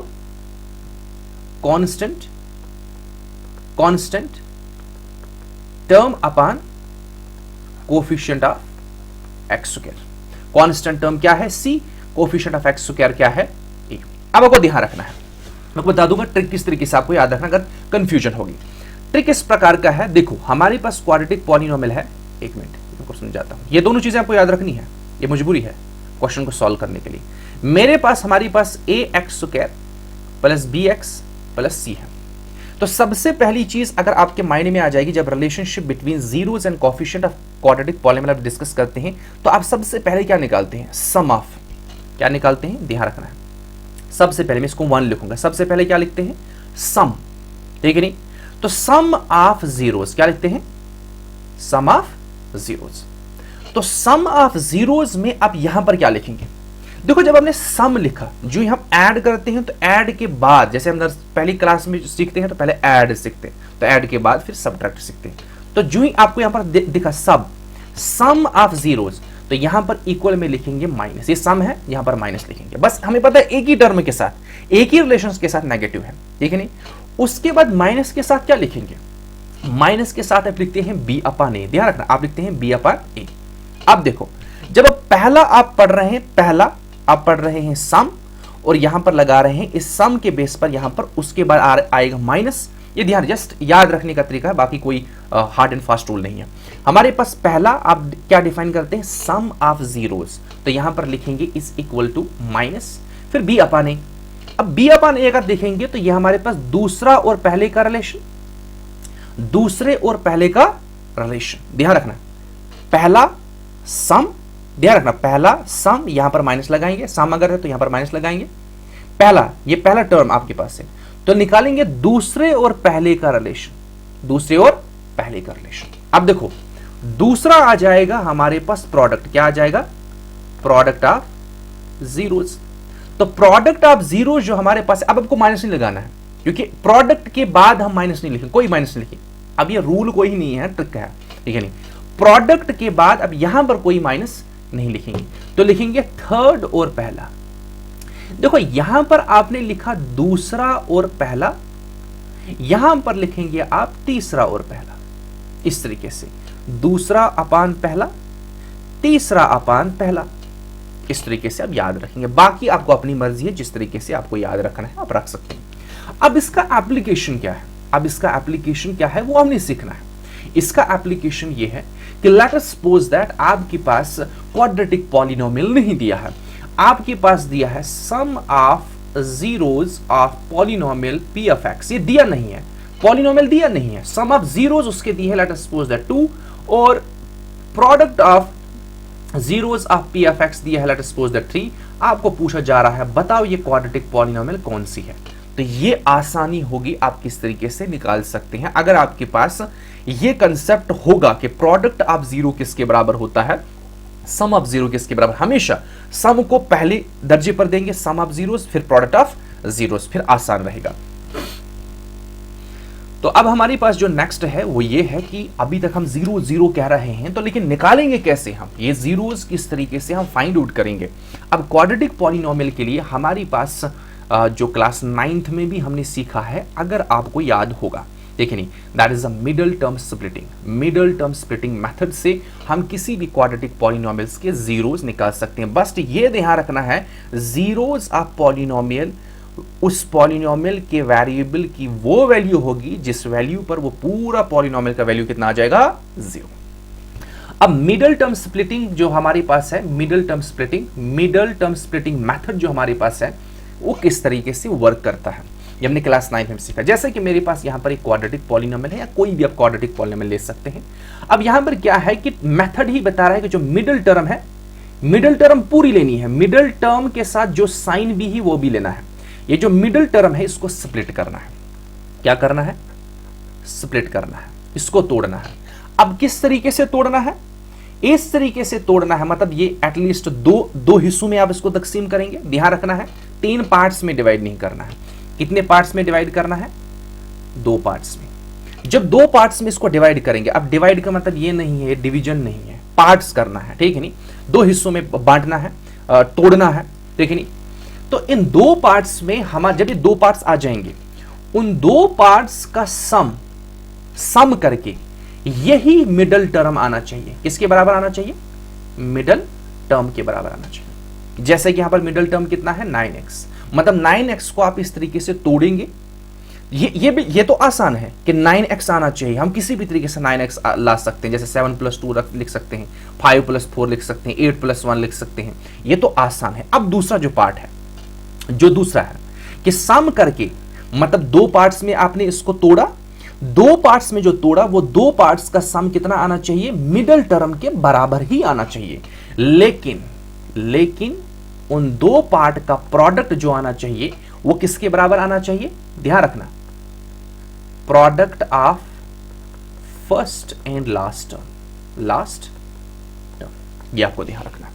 मतलब 9x को, मिडिल टर्म को आपको इस तरीके से तोड़ना है 2 पार्ट्स में, सच दैट उन 2 पार्ट्स का सम आना चाहिए वही टर्म जिसको आपने तोड़ा, लेकिन प्रोडक्ट करके कितना वैल्यू आना चाहिए, फर्स्ट टर्म उस पॉलिनोमियल में, क्वाड्रेटिक पॉलिनोमियल में, और लास्ट टर्म का प्रोडक्ट। फॉर एग्जांपल मेरे पास 9x है, अगर 9x को मैं 2 हिस्सों में तकसीम करूंगा, 2 पार्ट्स में तोड़ूंगा, मैं लिखूंगा 6x और 3x, 6x और 3x। अब देखो 6x, इस 9x को मैंने 2 हिस्सों में तोड़ा, 6x और 3x। अब 6x और 3x का सम कितना आना चाहिए, 9x तो आएगा, दैट इज 6x + 3x आया 9x। लेकिन प्रोडक्ट करके कितना आना चाहिए, प्रोडक्ट करके आना चाहिए जितना पहली टर्म का मींस 3x², और लास्ट टर्म का प्रोडक्ट है। पहली टर्म और लास्ट टर्म का प्रोडक्ट कितना है, 6 3 18, 18x²। क्या इस 6 और 3x को, 6x और 3x को जब हम मल्टीप्लाई करेंगे क्या 18x² आ रहा है, हाँ, 6 3 18, x × x, x²। तो इस तरीके से आपको इसको स्प्लिट करना बिल्कुल आसान है, आप प्रैक्टिस करेंगे बिल्कुल आसान है, चाहे कोई भी क्वाड्रेटिक पॉलिनोमियल क्यों ना हो हमारे पास। मैं आपको क्या कह रहा हूं कि मिडिल टर्म को आपको इस तरीके से स्प्लिट करना है, इसमें सिर्फ एक ही चीज डिफिकल्ट है, डिफिकल्ट नहीं है, जस्ट उसके बेसिस पर आपको तोड़ना है। सम के बेसिस पर कभी भी नहीं तोड़ेंगे, सम के बेस पर तो आपके पास सम तो आ जाएगा, ठीक है नहीं। ये ध्यान रखना है, प्रोडक्ट जो फर्स्ट टर्म और लास्ट टर्म, ध्यान रखना फर्स्ट टर्म और लास्ट टर्म का प्रोडक्ट जो आ रहा है वो आना चाहिए जब आप इस मिडल टर्म को स्प्लिट करेंगे, दो हिस्सों में बांटेंगे, तकसीम करेंगे, यानी वो दो हिस्सों का प्रोडक्ट कितना आना चाहिए, पहले टर्म और लास्ट टर्म का प्रोडक्ट। अब जो ही आप ये करेंगे, आपका ये कंडीशन सेटिस्फाई होगा, सम का भी प्रोडक्ट का भी, तो फिर आप इसको किस तरीके से सॉल्व करेंगे। जैसे हमारे पास यहां पर क्या है, जैसे हमारे पास हमने लिखा 3x² प्लस 9x प्लस 6, अब मैंने मिडिल टर्म को स्प्लिट किया तो मैं लिखूंगा इज इक्वल टू 3x², मतलब इसका वैल्यू अब निकालना है ना, वो 0 के बराबर करना है। फिर 3x² प्लस मैं यहां पर लिखूंगा 6x प्लस 3x। अब 9x की जगह मैंने क्या लिखा, देखो पहली टर्म और लास्ट टर्म को मैंने नहीं छेड़ा, मिडिल टर्म को इस तरीके से स्प्लिट किया। अब यहां पर क्या काम करना है, आपके पास 4 टर्म्स आ गई, अब 2-2 का ग्रुप बनाना है, ये जस्ट मेथड है, 2-2 का आपको ग्रुप बनाना है। जैसे पहले वाले ग्रुप को अगर आप देखेंगे, क्या इसमें कुछ कॉमन है, हाँ है, इसमें एक 3 कॉमन है, इसमें भी 3 है, इसमें भी 3 है, क्योंकि यहां पर ये है 3 2 6, ठीक है नहीं, ये 3 है, 3 कॉमन निकाला, x भी इनमें कॉमन है, यहां पर x रहा, यहां पर 2 रहा, प्लस अब इस वाले ग्रुप में देखेंगे, यहां पर भी 3 कॉमन है, यहां पर भी 3 कॉमन है, 3 कॉमन निकालेंगे, यहां बचेगा x प्लस 2। अब हम क्या काम करेंगे, इस पूरे पॉलिनोमियल को इक्वेट करेंगे 0 के बराबर। क्यों? क्योंकि इस पॉलिनोमियल का पूरा वैल्यू जब 0 के बराबर होगा तब जाके मेरे पास जो x की वैल्यू आ जाएंगी वो मेरे पास इस पॉलिनोमियल का 0 होगा। जब हम इसको इक्वेट करेंगे 0 के बराबर तो मेरे पास ये वाला टर्म जो है ये पूरा 0 हो जाएगा फिर पूरा 0, यहां से मेरे पास x की वैल्यू आ जाएगी। मतलब ये है कि अब मेरे पास देखो, अब ये मेरे पास पहले 4 टर्म थी, अब 2-2 टर्म बनी, इन 2 टर्म में अगर आप देखेंगे तो आपके पास कॉमन मिलेगा x प्लस 2 और x प्लस 2, x प्लस 2 आप कॉमन निकालेंगे, अंदर क्या रहा 3x प्लस 3, तो ये 0 के बराबर है। अगर ये 0 के बराबर है, अगर इन दोनों का प्रोडक्ट 0 के बराबर है, इसका मतलब या तो मेरे पास x प्लस 2 0 के बराबर है, या तो मेरे पास 3x प्लस 3 0 के बराबर है। यहां से मेरे पास x की वैल्यू आ जाएगी -2 और यहां से मेरे पास x की वैल्यू आ जाएगी -3/3, मतलब -1 और -2 हमारी पास जो गिवन पॉलिनोमियल है इसके जीरोस आ जाएंगे। अब इसका मतलब क्या है कि जब आप -2 इस क्वाड्रेटिक पॉलिनोमियल में एंटर करेंगे टोटल वैल्यू 0 आ जाएगा, जब -1 भी एंटर करेंगे, ये भी चेक करेंगे, तब भी वैल्यू 0 आ जाएगा। तो ये था हमारे पास किस तरीके से हम क्वाड्रेटिक पॉलिनोमियल्स के 0 निकाल सकते हैं by middle splitting term method. तो अब हम आ जाते हैं अपने जो इंपॉर्टेंट एक्सरसाइज है, ये आपको ध्यान रखना है। ये एक्सरसाइज जो है आपको बहुत अच्छे तरीके से करनी है और इसके बेसिस पर अगर कोई एग्जांपल्स भी होंगी वो भी आपको सॉल्व करनी है। जैसे कि यहां पर हमारे पास पहला क्वेश्चन जो है, find the zeros of quadratic polynomial. अभी हमने सीखा find the zeros of quadratic polynomial and verify the relationship between zeros and the coefficient. सबसे पहले आपको जीरोस इस क्वाड्रेटिक पॉलिनोमियल के फाइंड आउट करना है, फिर आपको वेरीफाई करना है कि क्या वो जीरोस ये रिलेशन फॉलो करते हैं या नहीं करते हैं। मतलब यहां पर आपके पास क्वाड्रेटिक पॉलिनोमियल है, इसके जीरोस निकालेंगे, वो आपके पास वैल्यू आ जाएगी, उनको रिलेट करना है किसके साथ, इनके कोफिशिएंट के साथ, कि मतलब ए बी एंड सी के साथ क्या वो रिलेशन वो फॉलो करते हैं। कौन सी relation, sum of zeros is equals to -b/a and product of zeros is equals to c/a। अगर ये फॉलो कर रहा है, आपके जीरो जो निकले हैं वो ठीक है, अगर रिलेशन फॉलो नहीं कर रहा है तो आपने कहीं गड़बड़ की है। तो पहले क्वेश्चन की ओर मूव करेंगे हमारे पास। तो पहले क्वेश्चन हमारे पास जो है, इसको सॉल्व करने की कोशिश करेंगे। जो पहला क्वेश्चन हमारे पास है, क्वेश्चन नंबर 1 और फर्स्ट पार्ट यहां पर है हमारे पास, गिवन क्वाड्रेटिक पॉलिनोमियल जो है इस तरीके से लिखना है, गिवन क्वाड्रेटिक पॉलिनोमियल इज। तो गिवन क्वाड्रेटिक पॉलिनोमियल मेरे पास है x² -2x -8, या हम इसको लिख सकते हैं let p of x is equals to this, क्योंकि x पे डिपेंड है तो हम लिख सकते हैं p of x is equals to x² प्लस 2x -8। अब इसके जीरोस निकालने हैं, तो जीरोस किस तरीके से निकालने हैं, मिडल टर्म हमने स्प्लिट करनी है, बिल्कुल आसान है, अभी हमने सीखा। तो हम अब लिख सकते हैं इसको पॉलिनोमियल को, ये जो हमारे पास, या स्टार्टिंग से ही आप इक्वेट कर सकते हैं 0, क्योंकि आपके 0 निकालने हैं। मतलब यहां पर भी आप लिख सकते हैं equating p of x is equals to 0, तो implies that x² -2x -8 is equals to 0।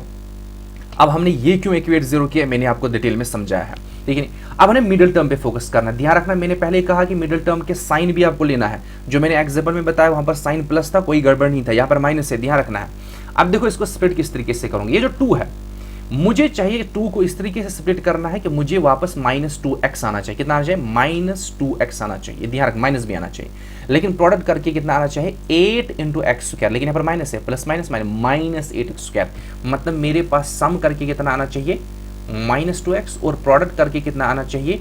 -8x²। अब देखो, अगर -2x को मैं स्प्लिट करके इस तरीके से लिखूंगा, मैं लिखूंगा -4x और लिखूंगा +2x। देखो प्लस माइनस हो गया माइनस, 4x में से 2x आ गया -2x, तो प्लस करके ये आया। अब मल्टीप्लाई करके 4 × 2 8 plus minus minus 8x × x x², तो आएगा -8x², -8x²। तो इसका मतलब ये है कि मैं लिख सकता हूं इसको x² -4x + 2x -8 = 0। ठीक है, देखो अब इन दो टर्म्स को देखो, अगर आप इनको ऐड करोगे तो -2x आएगा, मल्टीप्लाई करोगे तो प्रोडक्ट -8x² आ जाएगा। अब एक काम करते हैं जो हमारा मेथड सिखाता है कि दो टर्म्स को आपस में कंबाइन, मतलब एक ग्रुपिंग करो ये दो टर्म्स।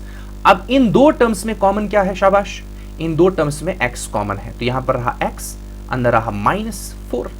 अब इन दो टर्म्स में कॉमन क्या है? 2 कॉमन है, तो अंदर रहा x -4 = 0। पहले 4 टर्म थी, अब दो टर्म बनी, अब सिर्फ 2 टर्म बनी। 4 टर्म थी, दो का ग्रुप बनाया, अब 2 टर्म। अब इस वाले टर्म और इस वाले टर्म में कॉमन क्या है? x -4। तो फिर से लिखेंगे x -4 बाहर निकालेंगे, अंदर क्या रहा? यहां पर रहा x और यहां पर रहा 2 = 0। अब बेसिक रूल हमारे पास अलजेब्रा का ये कहता है कि अगर दो नंबर्स का प्रोडक्ट 0 है, ये दो नंबर्स है, क्या है? ये दो नंबर्स या दो टर्म्स हैं, इनका दोनों का प्रोडक्ट 0 है, तो हम ये बता सकते हैं कि या तो हमारे पास x -4 0 है, या तो मेरे पास x + 2 0 है। एक ना एक तो 0 है, 0 तब भी जाके टोटल 0 हो जाएगा। अगर ये 0 है तो इसका मतलब क्या है? x कितना है? 4। अगर ये 0 है तो इसका मतलब क्या है? x कितना है? -2। तो ये आगे हमारे पास 0। ये हो गया क्वेश्चन का एक पार्ट, आधा पार्ट जो हो गया वो हो गया कंप्लीट। अब ध्यान रखना है हमारे पास क्वाड्रेटिक इक्वेशन क्या थी, ये आपको ध्यान रखना, क्योंकि ये हमें यूज होगी। यहां पर हमारे पास क्वाड्रेटिक इक्वेशन थी x² -2x -8, ये आपको ध्यान रखना है, ये हमारे पास क्वाड्रेटिक इक्वेशन थी। अब अगर इस क्वाड्रेटिक इक्वेशन को आप देखेंगे इस जनरल क्वाड्रेटिक फॉर्म में, ax² + bx + c, इन दोनों को अगर आप कंपेयर करेंगे तो हमारे पास गिवन क्वाड्रेटिक इक्वेशन में a का वैल्यू कितना है? 1, b का कितना है? -2, c का कितना है? -8। क्लियर?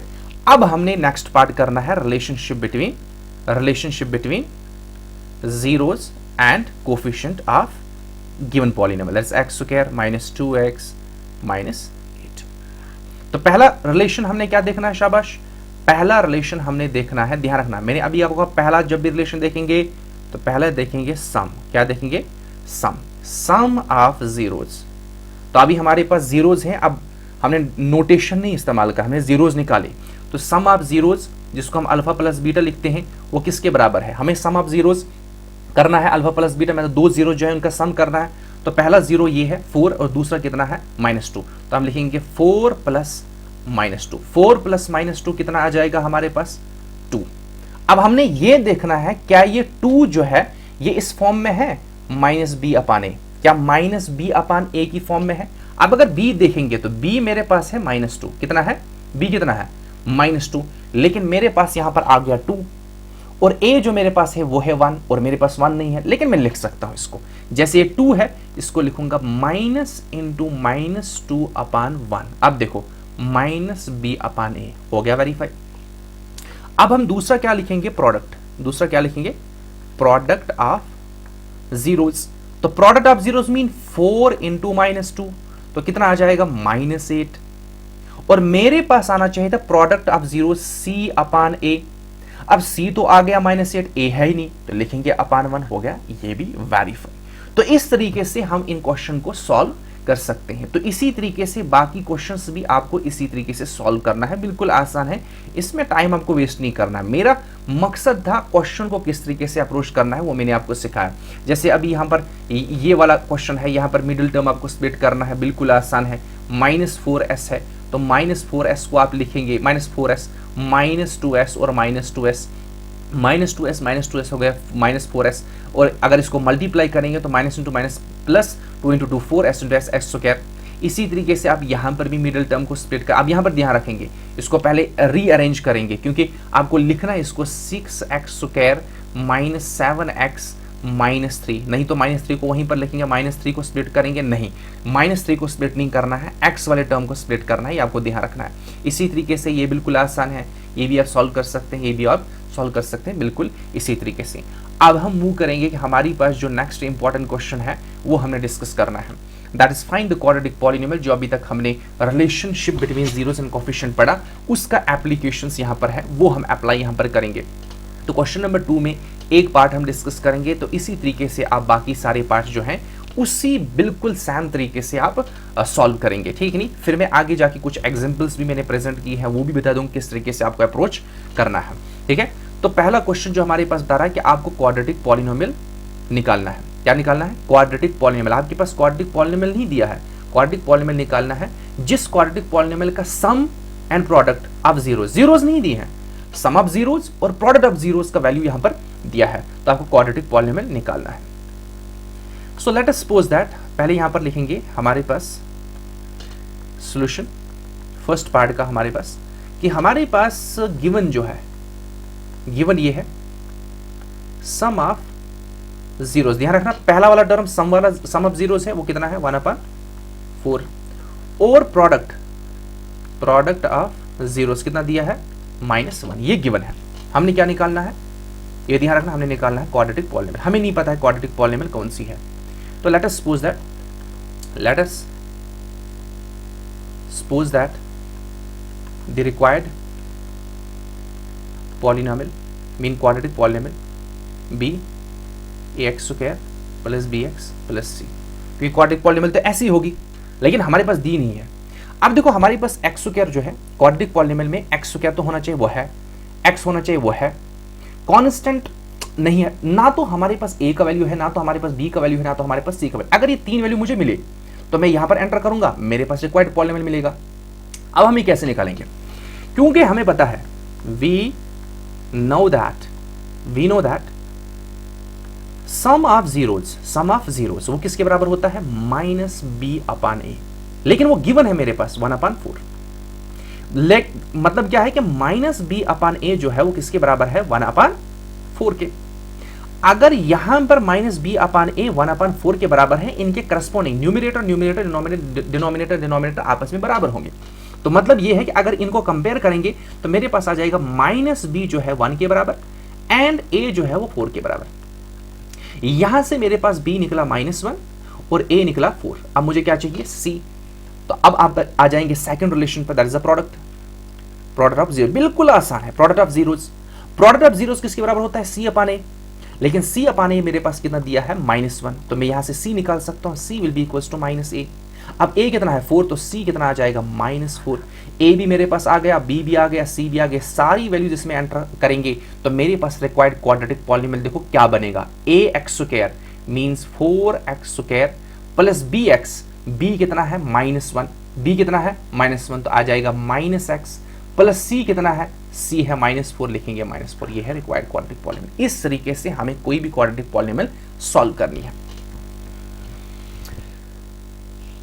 अब देखो हमारे पास क्या है कि कुछ एग्जांपल्स हैं, ये आपको सॉल्व करनी है जरूरी एग्जामिनेशन पर्सपेक्टिव के लिए, तभी मैंने आपको यहाँ पर ये प्रेजेंट की है। जैसे कि हमारे पास find the zeros of quadratic polynomial, जैसे कि क्वाड्रेटिक पॉलिनोमियल है, इसके जीरोस आपको फाइंड आउट करने हैं, तो किस तरीके से करना है। और सेम जो पहला क्वेश्चन हमने डिस्कस किया अभी एक्सरसाइज में, उसी तरीके से जैसे हमारे पास ये है x square plus 7x plus 10, middle term split करना है, तो हम इस तरीके से लिख सकते हैं 5x plus 2x, 5x 2x हो गया 7x, 5 2 10, 10x स्क्वायर। इस तरीके से सॉल्व कर सकते हैं, फिर वेरिफिकेशन करते हैं।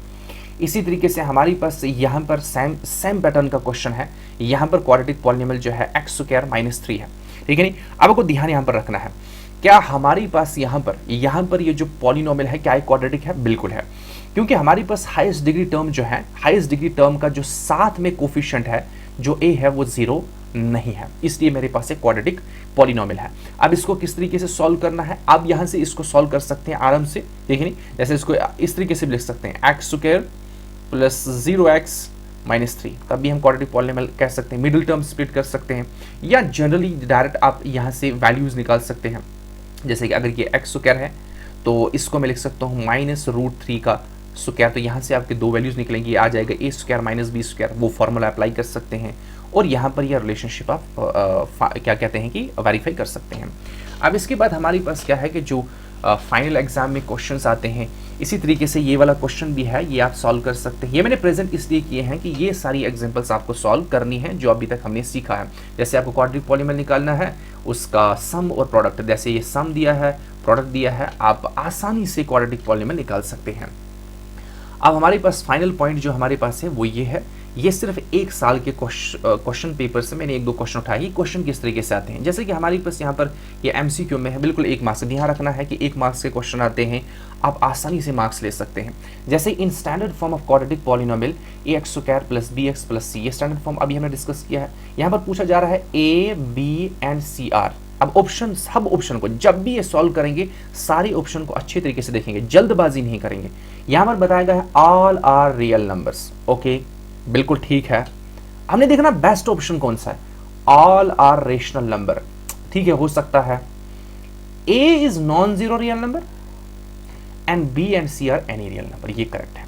a जो है रियल नंबर तो है, ये नॉन जीरो होना चाहिए, ये ध्यान रखना है। b c जीरो भी होंगे, कुछ भी होंगे, लेकिन a भी कुछ भी होगा लेकिन जीरो नहीं होना चाहिए, ये ध्यान रखना। तो ये करेक्ट ऑप्शन है, ठीक है नहीं।